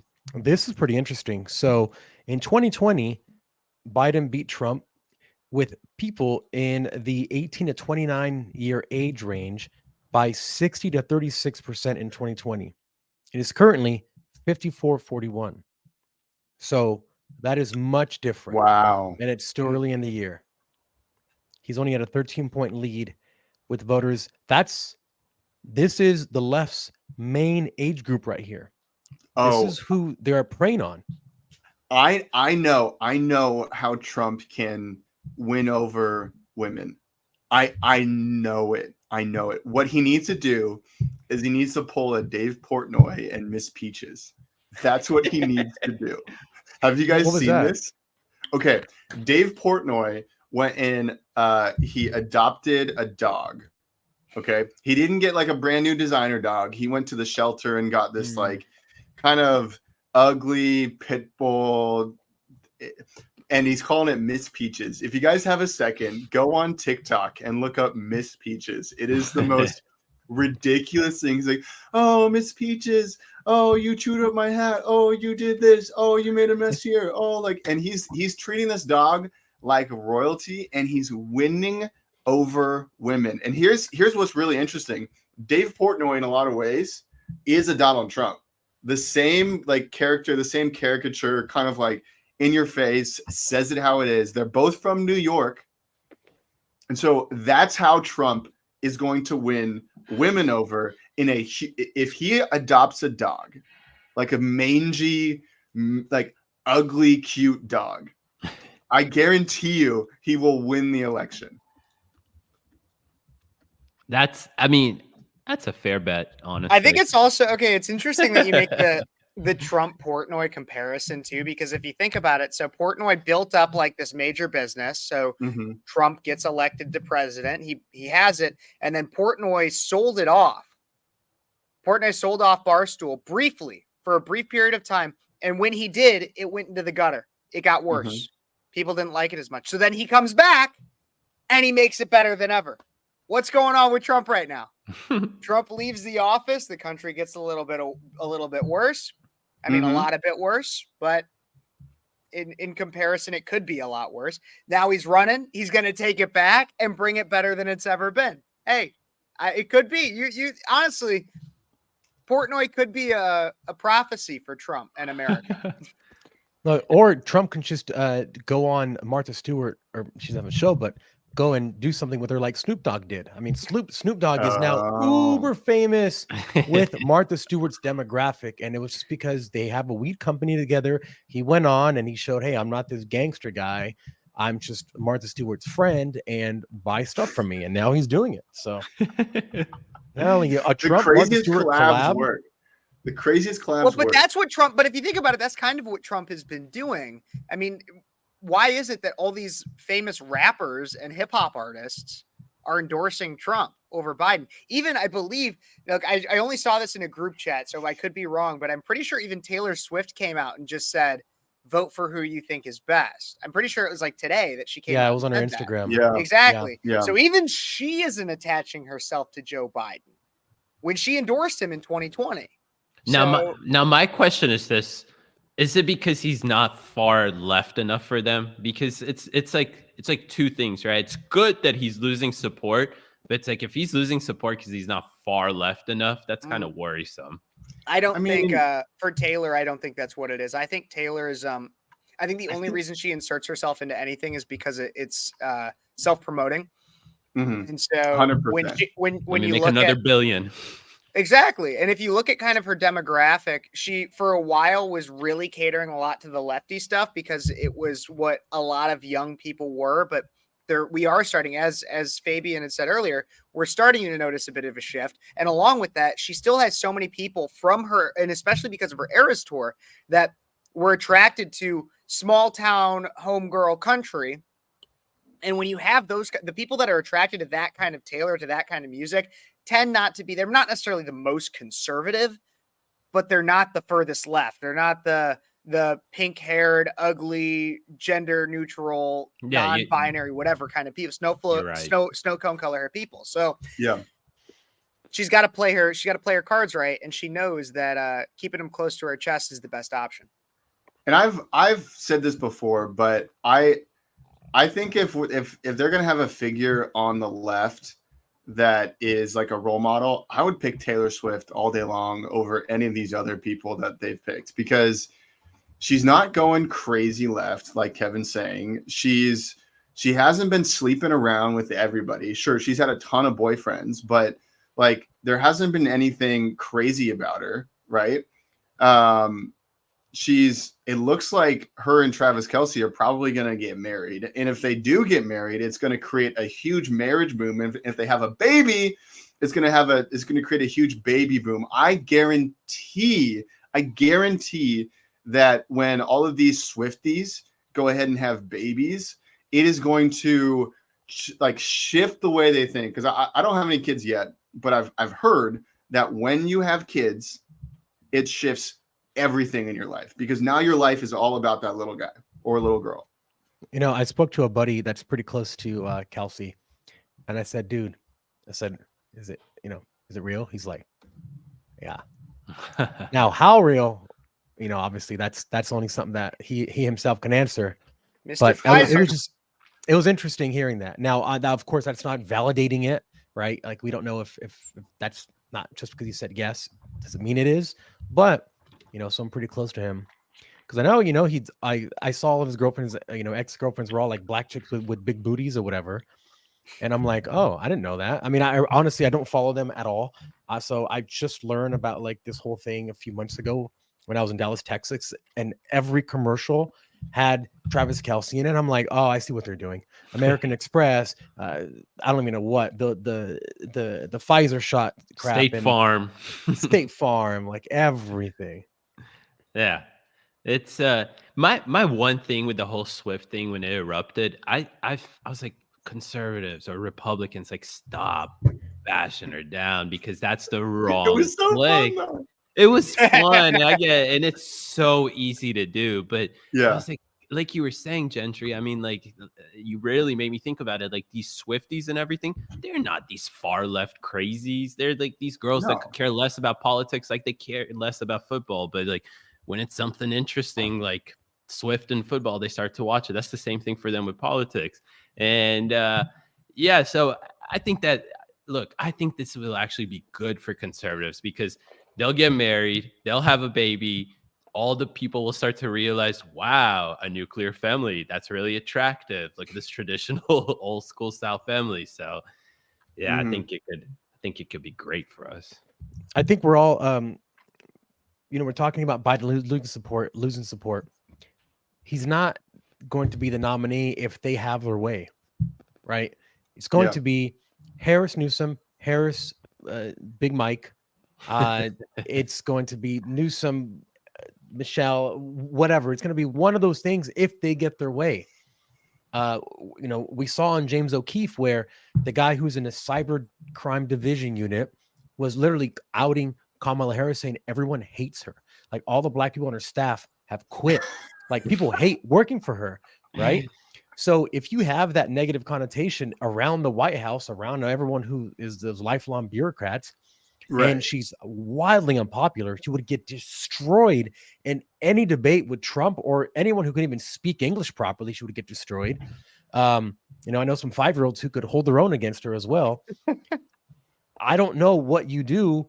Obviously, we know they're keeping Nikki Haley in as long as they can, because that's like this Hail Mary shot that maybe something will happen. I think they're trying 5 different things at once to get him out. They're trying everything. They're throwing every single thing at him, because they cannot have him. If Trump gets in office, their entire momentum is demolished. Mm-hmm. He instructs his DOJ to stop working with social media companies. He tries to disband everything as much as he can. He tries to drain the swamp. All this is bad news. But now they've showed their hand. So once you've showed your hand and you've lose power, that hand that you showed can't move the chess pieces anymore.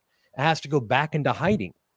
So they made this critical mistake where they didn't realize the populist movement that is happening, not only here, but also around the world, in Ireland, in Spain, in France. I mean, look, you say what you want about the French people. Those guys know how to protest. Like, holy hell. I honestly, I've never seen, I'll never call them wimps again as far as protest goes. The wars are different, but I was going to say, because they'll let their entire country get run down in 2 days. But they also do have a history. They also do have a history of going too far in their protests. I mean, the French Revolution is a perfect example. Yeah, but they did give us Democrats and Republicans. They did give us the modern democracy that we have today. They did give us individualism. So I can't knock the French. And the baguette. I mean, like, who can forget? And the baguette. Yeah. The baguette. Yeah, the baguette was pretty good. Yeah. I used to play Call of Duty like way back in the day. It wasn't like it was the World War II one, and I can't remember which Call of Duty it was, but my favorite line in that was It was like the French are good at two things: kissing and surrendering. Here's a whole country. Oh, thank you. Appreciate it. Yeah. I know I've seen jokes where it's like if you cut the two sides, the red and the blue, off the French flag, you get the real French flag. That's hilarious. Yeah. Yeah, but So- no, there's definitely a big populist reaction, and it's natural. Like, look, in 2016, everything that you saw with the Trump movement, that was a classic populist reaction to all the BS that both Bush and Obama brought with themselves, right? Mhm. 08 was a reactionary movement to the bailout laws and all that stuff that they did, right? That got Obama elected. But Obama came in and totally 180 on everything he said. He became this globalist establishment figure for them. He was a plant, essentially. And Yep. so what's the right thing to do for that? Reactionary populist movement and that's what populism really is. And if you look into it deeper, it's a very thin ideology because it's just a reactionary to something. It then morphs into something bigger. For right wings, it's more nationalism, right? That's what we have with Trump's movement now. It's more of a nationalist movement. For the left, Occupy Wall Street, that turned them into like the biggest socialist that there is, right? Because it's a reactionary movement to the banks, and they have this socialist fundamental ideology behind it. So I don't think that it's possible to stop the reactionary movement happening across the world right now, because it's a reactionary movement to globalism. Argentina is a perfect example. El Salvador is a perfect example. All these countries, they're starting to take back their individuality, essentially creating themselves again as nation states. So, man, and that's exactly what's happening here in the U.S. again. It's like I will say something about this though, specifically because you mentioned El Salvador and something came to mind. So so my parents are from Cuba and El Salvador. Okay, so I kind of know what's going on there in El Salvador. They just had this massive library open. I mean, this thing looks beautiful, paid for by the Chinese. Yep. So I see the tentacles starting to go in, and I've said this for a while. And Gentry, you definitely know that I've said this. How does a 30-something-year-old president destroy the most vicious gang in the MS-13 in just a few years? Like, I've been there. I understand. Like, when you're in El Salvador, there's a checkpoint with the Salvadorian police. You go one more mile, there's another checkpoint with the MS-13. And they'll casually say, oh, hey, that's a really nice necklace. And clearly, you know what they mean. So on every single, so basically, I have a bunch of tattoos on my arms, right? I have two full sleeves. And because of MS-13, one thing they do is they get all tatted up. When I was in the malls in El Salvador, people would stare at me because you can't really go into the malls if you have tattoos because they assume you're in a gang. The security guards would stare at me to make sure that my tattoos were not gang related. Every single tiny little mom and pop shop, and I mean every single one, had a guard with the shotgun, not 20 feet from each other. Every single one. That's how much the area my family is from. The ex-governor, he was assassinated by the MS-13 because he didn't want to pay him money. That's how ingrained they were. Now you're going to tell me that this guy who's 30 years old or whatever, how old he is, and like, I thankfully he did it, right? I'm not saying I'm mad that he did it. How did he do it? How? I mean, really, really how? And now the Chinese are in there getting, building all this stuff. So that's the only thing that worries me about that. I'm glad it's peaceful, but at what cost, right? That's in El Salvador. I don't know how I got on this subject, but here we are. Yeah, no, I mean, I'll tell you why it's happening with China so much right now. It's they're wanting to take over Latin America. They're wanting to take over Africa because of what we talked about previously. If they want to depend less on America, they have to establish a new market. And with Latin America and Europe, that's an incredibly large market. I think it's like a 2 billion, Latin America and Africa, that's about 2 billion people that they can essentially make a new market out of. America's not doing it. America has just poured money through all their social BS programs. Oh, let's throw money. They're poor. They need assistance. No, they're corrupt. They're going to take that money, help build their infrastructure, naturally the people will take everything back for themselves. And if that's what I had at CPAC, I came up to that protester and he was telling me about China. I just couldn't get it out because he was just going so hard. But I was like, well, if somebody has to do it, somebody has to come in and build some stuff. If it's not America, who it is? It's China. We're failing. We're failing. My point I forgot to make about that, you're absolutely right. The people who went through the Cultural Revolution know how to do it best. China. What we are seeing here has never happened in America. Yeah, they tried it in the 50s, but not really, right? Not nothing to this level.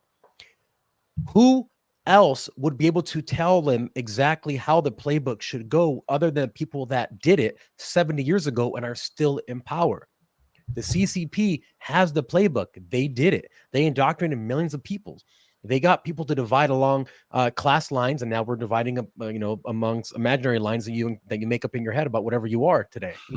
They understand that struggle sessions are when you are put on public display, shamed, and then recant for whatever reason, even if you don't think it is true, to fit in. They know how the game is played. They invented the game. So why do we think this is so organic? If the goal is to take over and shift the power to China or to the East rather than have it in the West like it's been, then the main culprit is going to be, clearly the person who has the most power on the East, and that is China. Yeah, exactly. Like I always say, somebody has to do it when it comes down to these smaller countries, right? I'm not talking about India. Somebody has to come in. India got it. They got it. But El Salvador, Argentina, even, you really have to be curious. Who's coming in there to help them out and be their partner? If it's not America, 99% of the time it's going to be China. If it's not China, it's one of China's partners, which is just as bad as China. Iran, Russia, right? They're all coming in there to do something. Venezuela, but they can't do much. Yeah.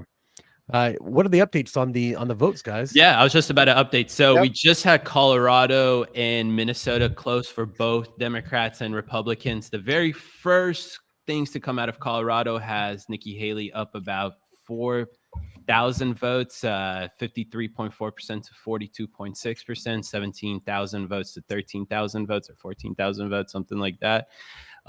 Moving to the next state that just closed. Where is Minnesota? Let's see. I can add this here. We can check this out. Yeah, there you go. This kind of just has a running total of all the primaries. Right. Sorry, I guess it's delegate trackers. So Trump is crushing Nikki Haley. 276 to 43. Yeah. And what we were talking about, Fabian, is that if you look at the reporting, he's crushing it above 60%, 70% in most cases, up to 80% in Oklahoma against Nikki Haley. So these are strong numbers. And like what we were talking with the guys earlier, he's pulling moderates away from Nikki Haley, which is a great sign. That's one of the key things. We're looking at North Carolina, for example, a kind of purplish state. That's a good example of moderates starting to break away and starting to realize, okay, why would I waste a vote?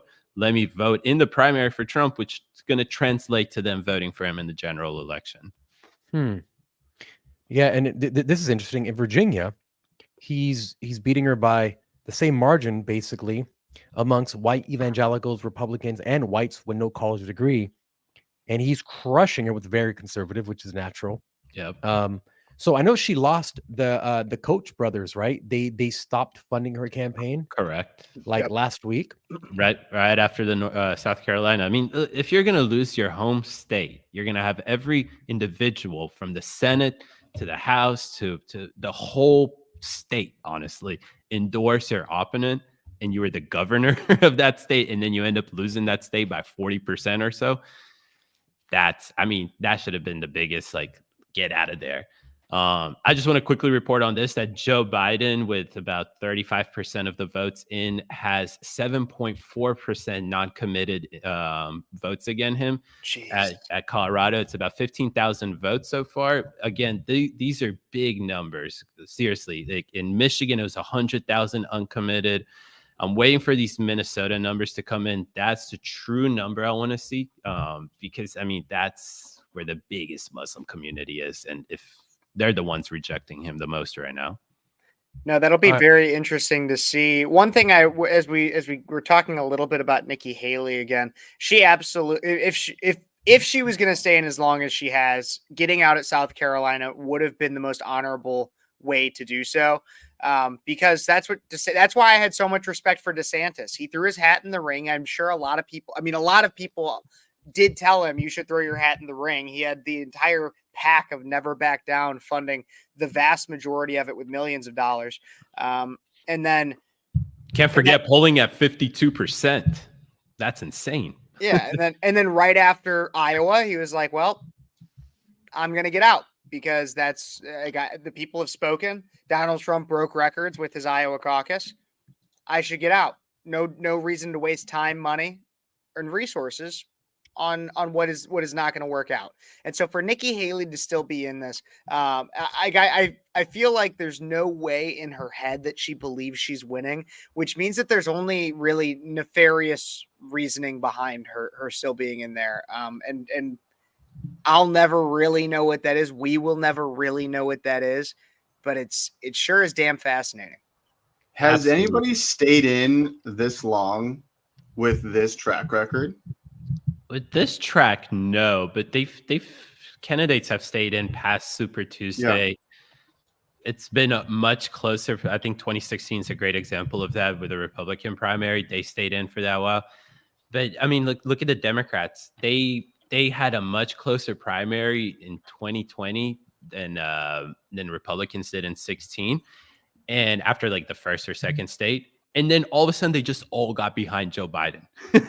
They all dropped out and then just endorsed Joe Biden. So even the Democrats don't have like something like that. You know, it's kind of crazy. The other thing I was going to say is Nikki Haley is just not cool. Like Trump is doing something very smart. He's getting this coalition of cool people. He's got Vivek. Right. He's got people like Sean Strickland, who's, just met him. If you guys don't know who he is, he's my favorite MMA fighter. You met him? No, I haven't met him. But yeah, not yet. But right, he's reinvigorating these typical, just like real people that aren't afraid to say whatever they want to say, and people like that. When he goes out into these UFC arenas, 20,000 people. It is just insane the amount of applause that he gets. And I'm waiting for him to go on Joe Rogan. I know they're waiting till closer to the election to really give it a really big pop. I think that will be the largest interview ever in the history of humanity. 100%. I may be wrong on this, but I go on Joe Rogan. I think he will. I don't think he has a lot of reason I not think to. Trump will go on Joe Rogan. I think he should sometime soon. For a while it was Joe saying that he wasn't going to have him on, and then eventually he was like, you know what, maybe I will. We might talk. We'll see what happens. And it's kind of fizzled out since then. Well, I think Trump was smart because he gave Joe Rogan time to red pill himself. That's true. That's true.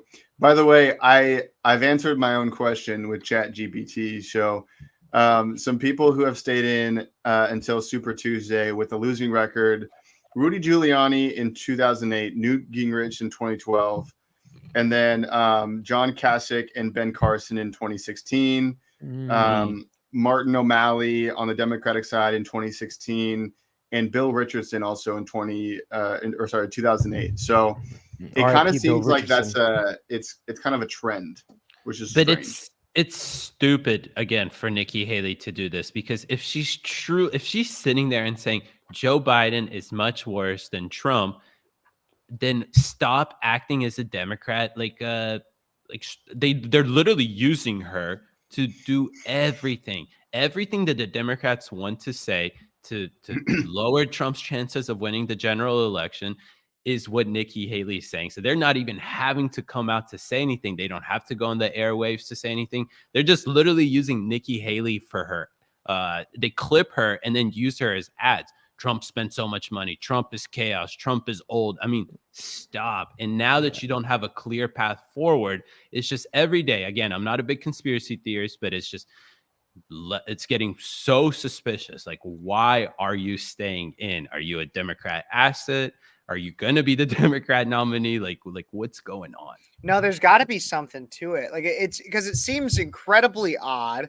And the weird thing is that all the pundits that are doing shows just like we're doing right here, except for they're getting paid millions of dollars to do it on Fox News, MSNBC, CNN, anything like that. None of them are batting an eye at this. They're like, oh, well, it's obvious. They'll all say the obvious, that Trump is going to be the nominee. But no one ever is like, what is she doing? Like, nobody is actually asking that question. Nobody is saying, like, what are you doing? And then when a reporter, I'm sure that Nikki has got a question of like, you have no chance, right?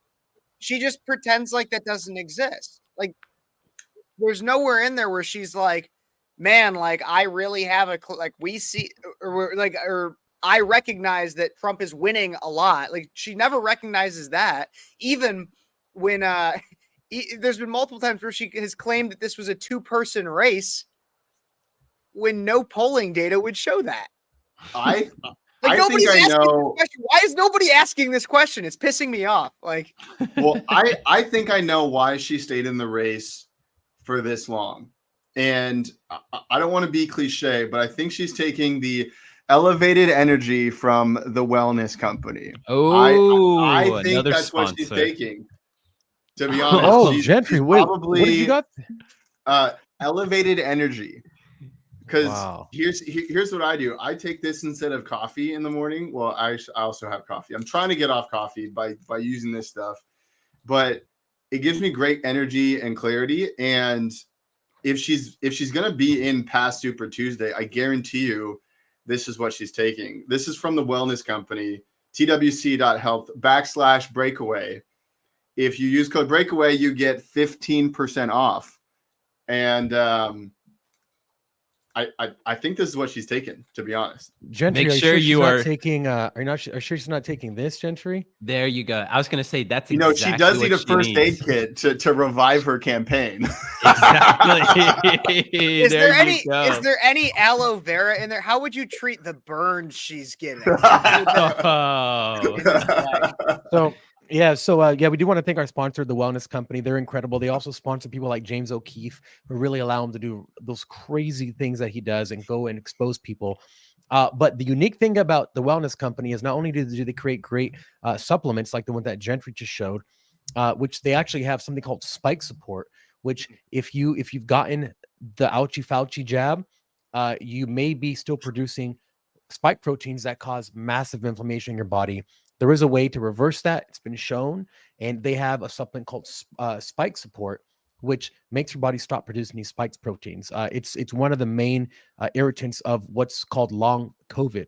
But with their kits, it's really interesting because what they do, and I've never seen this done before, they actually have medicines inside the kits.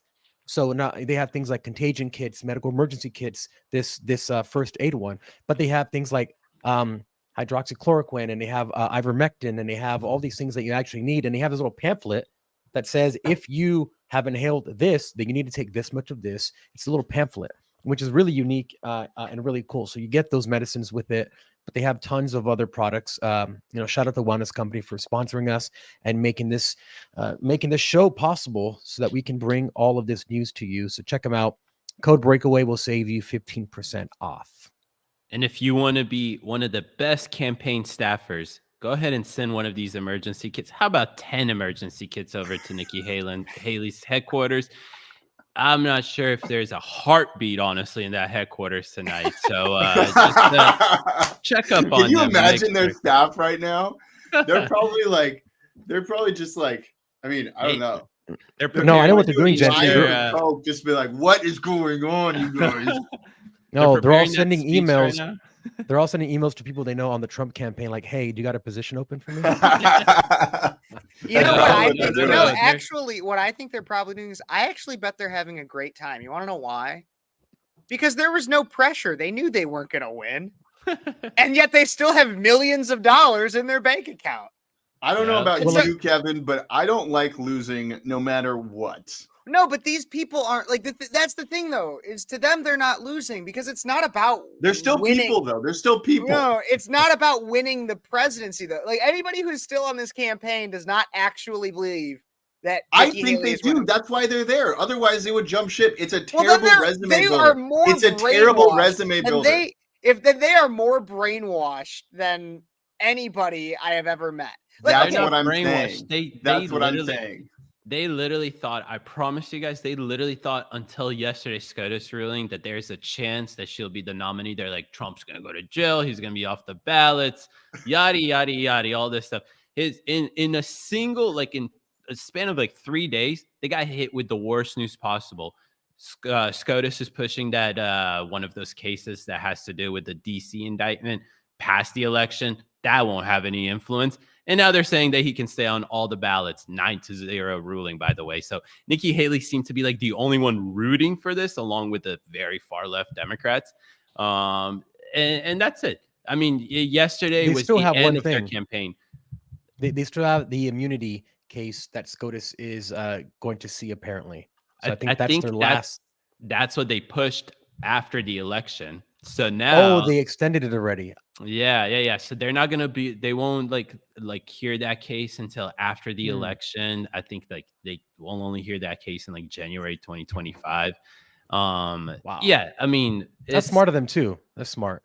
Yeah. So I think Nikki it's smart to Haley's push it, campaign whatever. ended literally yesterday with that Supreme Court ruling, and it's like Gentry said, what a terrible resume. If I was a political candidate running for office and it was like, you worked on Nikki Haley's campaign, no thanks.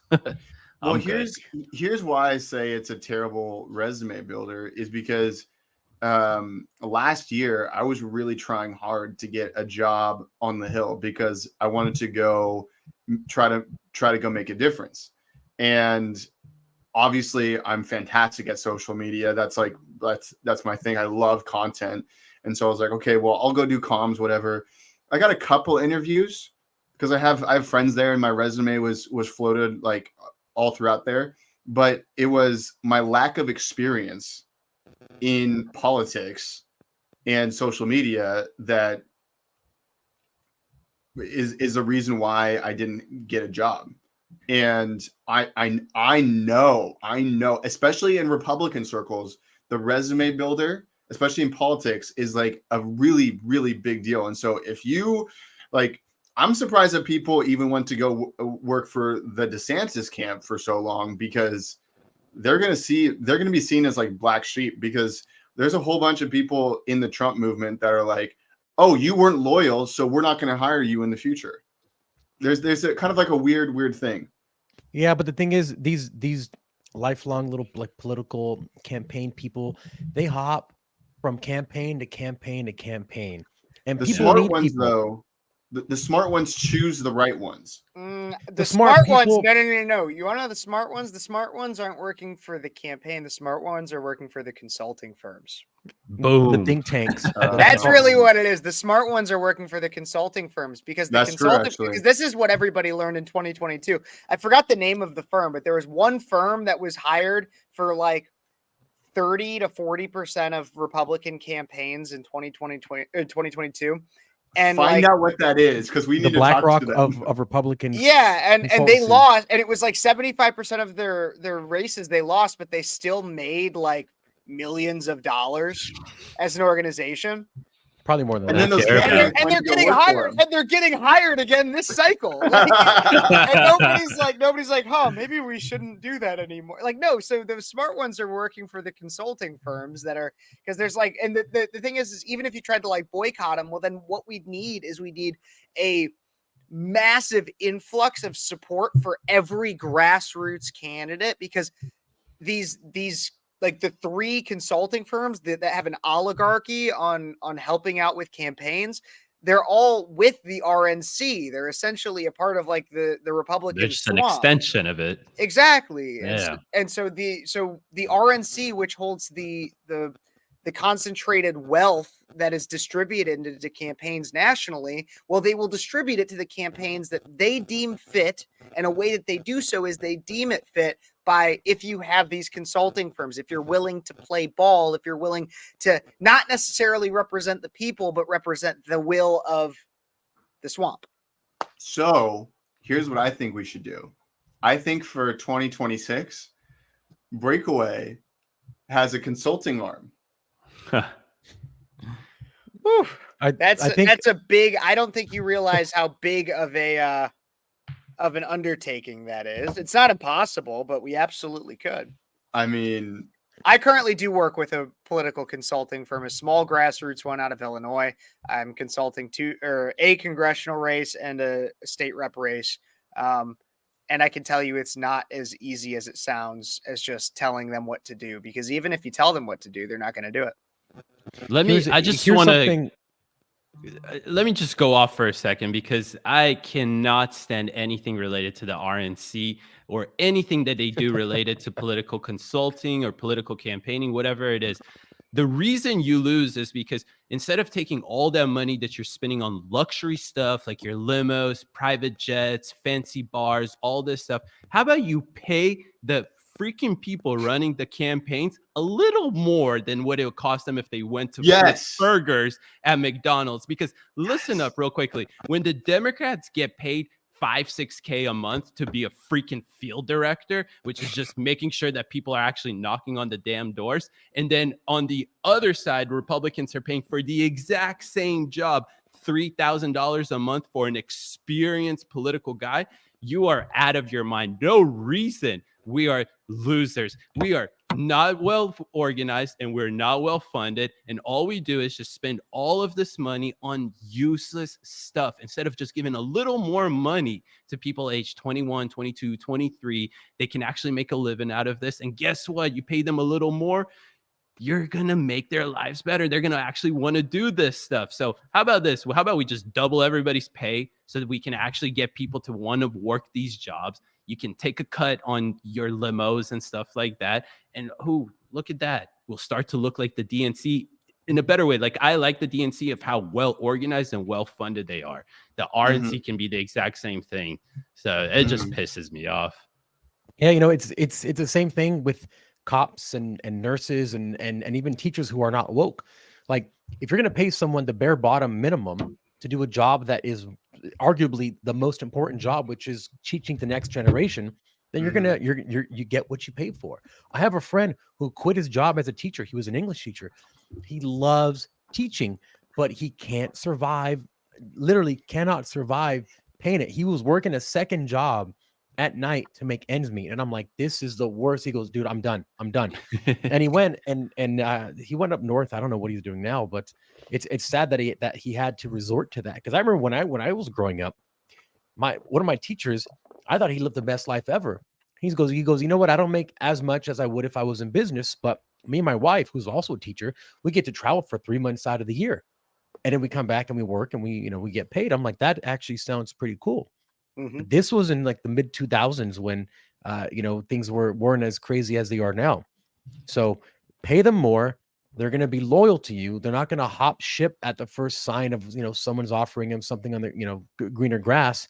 And then you might actually have someone or guys, here's an idea. If you're in the RNC, you go, hey guys, we kind of burned the ship down. Turning Point, can you help us? Right. Exactly. For real. Well, there's that. And I can tell you, like, no one knows how to waste money better than a campaign. Like, maybe the government. I'm sorry. Nobody besides the government knows how to waste money better than a campaign. And the reason for this is simply because they want to argue about where every dollar is spent, and then they never actually look at the statistics. Statistically, the place where money is spent the least is usually around the things like of door knocking, like people that are going out and door knocking. You want to know what actually gets the most votes? Door knocking. Nope. But instead, they want to spend these $1 million contracts on Hulu advertisements and YouTube, and then they want to argue about where, like, they'll spend hours arguing about which color scheme to use for their logo.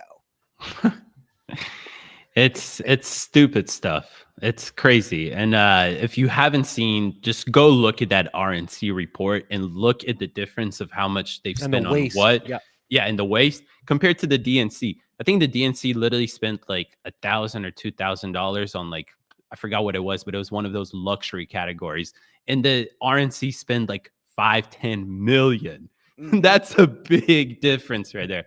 I just want to give a quick little update. So with 1% in Minnesota, Joe Biden is sitting at 79.3%. You got about 10% for uncommitted and 10% for other candidates. With Trump, obviously that's what we're here for. We're at 76% to 21% in Minnesota, which is fantastic. I mean, again, Minnesota is not a conservative state, right? Obviously, we're talking about the Republican primary here. So we're talking about Republican voters, but Republican voters are not the same type of, or Minnesota Republicans are not the same type of Republicans that you have in Georgia, for example, in Florida, right? 70 something percent. What was it? 76% are breaking for Trump, which is incredible to see. I love that. So I want to pull this up quickly. This is exactly what you were talking about, David. And when I saw this, I really couldn't believe it because I'm like, who in the right mind, well, who in Ronna McDaniel's unright mind, thank God she resigned, are they doing? So let me kind of read this out. Total spending, RNC, 128 million, DNC, 156 million. So there's already a problem there being outspent. But then you look at things like, I want to highlight a few things. Limousine. RNC spent $263,000 on limousines. DNC spent $7,000. Media booking consultants, $116,000 RNC, $0 DNC. Floral arrangements, $70,000 for the RNC, $795 for the DNC. And this one is just crazy. Voter file maintenance. Okay, voter file maintenance. This is, I mean, it literally is what it says. $39,000 for the RNC and $235,000 for the DNC. Like, and then you go to management consulting, $1 million for RNC, $114,000 for the DNC. What did I tell you? We spend all this money on the crappy consulting firms that continuously make us lose. Like, what is this media booking consultant? What are you consulting? If you should go on Fox or should I not go on Fox? Should I talk to Breitbart? Should I not talk to, Ben Shapiro called me. Should I take his, what are you consulting? You're a political candidate. You should go on any single show you possibly can. There's no consulting needed for this. It almost seems like this is part of their like money laundering, like kickbacks. You know what I mean? Let me absolutely. I mean, like, think about it. When you look at the 2016 election, you had Trump, who was not really supported by the RNC, or like even while there, I guarantee there was some financial support. It wasn't that much, or it wasn't as much as they would have if it was Jeb Bush that had been the nominee. And Trump was outspent significantly by Hillary in 2016. However, if you look at the amount of unearned media time, or unpaid media time that he received, he got a crap ton. And I'm telling like you, over $1 billion. Exactly. He would have outspent had you factored in the amount of unpaid media time. Mm-hmm. And so that's, and I doubt he had any kind of consultant for that. It was what David had said, is do whatever you can and make the story that he was very good at controlling and getting the eyes of all the media onto him, even if it was sometimes negative. It would be like, oh, Trump called Mitch McConnell a turtle or anything like that. Rah, rah, rah, rah, rah. Get them all to bitch and moan about it. Yep. Who cares? You're on. You know who did the same? You know who does the same thing? Elon Musk. So many people don't know that there is no marketing department at Tesla. It's just Elon. So, and then if you factor in that you typically will spend, especially with a startup, up to 50% of all your revenue on marketing. Imagine how much more operating costs you have now to actually make the product that you're selling rather than to convince people to buy it. So Trump and Elon Musk have very similar large personalities, very different deliveries in how they speak, but they understand media. They understand how to get eyeballs, and they understand how to deliver different products, but still delivering. So they are great marketers, over $1 billion earned for free. And I do want to take a quick second and shout out again, one of our sponsors, Freedom Water, who makes this show possible. Freedom20.com. They are a parallel economy company, which means that their company is based in the USA and has the same values that just really, and I was going to say conservative, but really most Americans now have that aren't on the fringes of these ideologies have. So they do great work over there. If you do want to check them out, you can check them out at freedom20.com, and you can use your code breakaway for 15% off. Also, they have something really cool. They have a spray bottle, so you can spray liberal tears. It literally says liberal tears on it, and it's literally $2.99. So it's the best gift you can give someone or for yourself. It's gonna get hot because apparently we have climate change, but it's snowing like crazy. The water ain't woke. It's not gonna turn you gay, and definitely check them out. It's freedom20.com and breakaway for 15% off $3 liberal tears water bottles. And a quick little update for our Super Tuesday. So I know I've been paying attention more to the Democrat side than the Republican, and that's because we already know Trump is winning in a landslide. He's going to be the Republican nominee. It's just interesting to see the rejection from Democrat voters of Joe Biden. So I just said a few moments ago that Joe Biden was sitting right at 80% or so in Minnesota. And the reason I'm going to Minnesota is because it's the largest Muslim population in America, I'm pretty sure.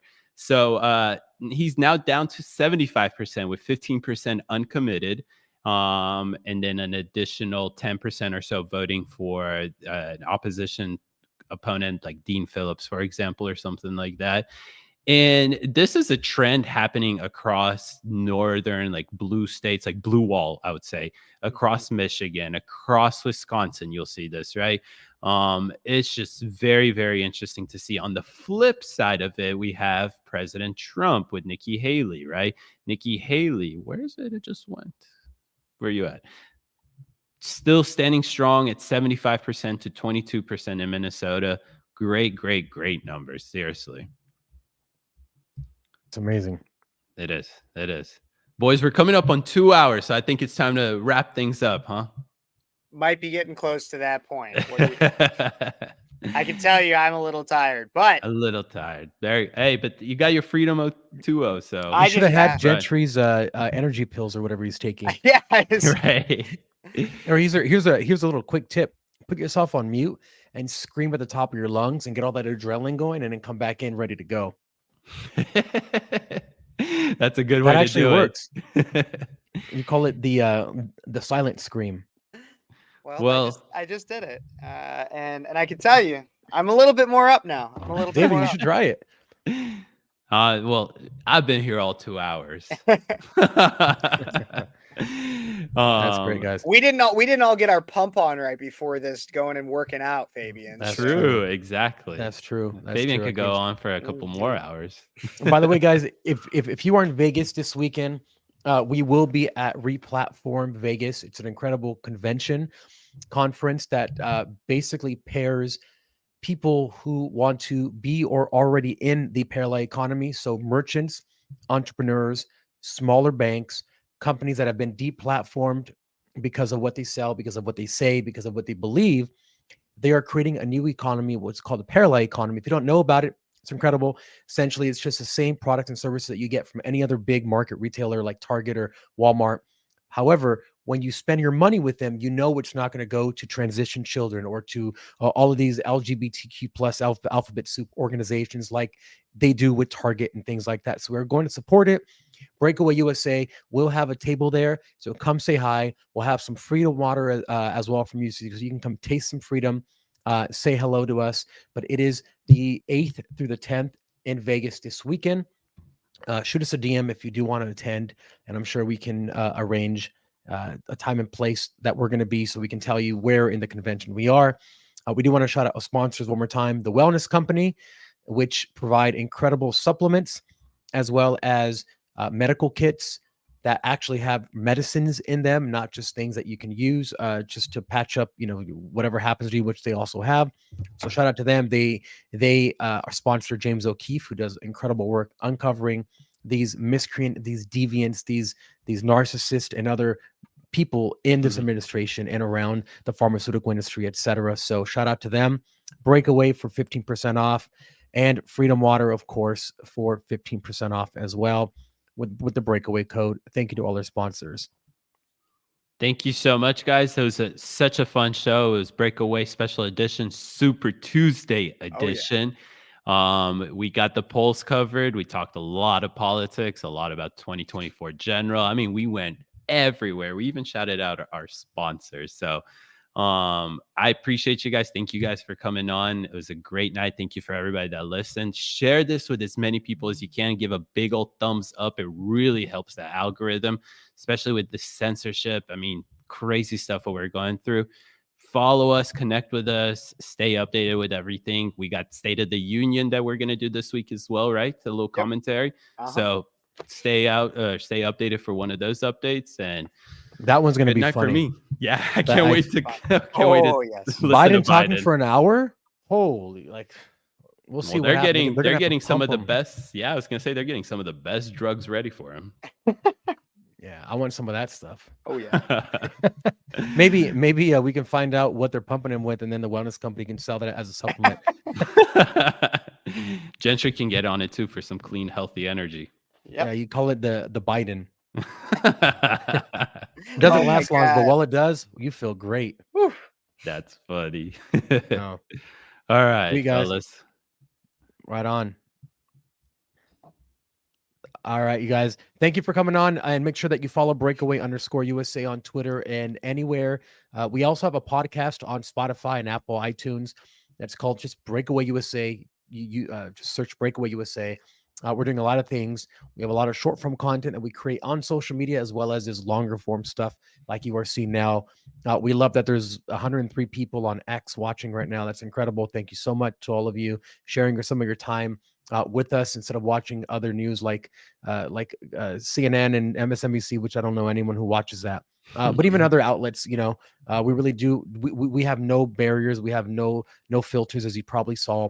We're not owned by anyone. We don't have contracts with anyone that can dictate what we say. So you're always going to get raw, unfiltered news directly from our mouths to your ears. In addition to that, we have a new Telegram group right before we get out of here. Yep. We are so censored everywhere. I feel like Alex Jones right now. This is crazy. We are so censored everywhere. We just made a video making fun of it on our Twitter about how we're conservative content creators and we're so censored.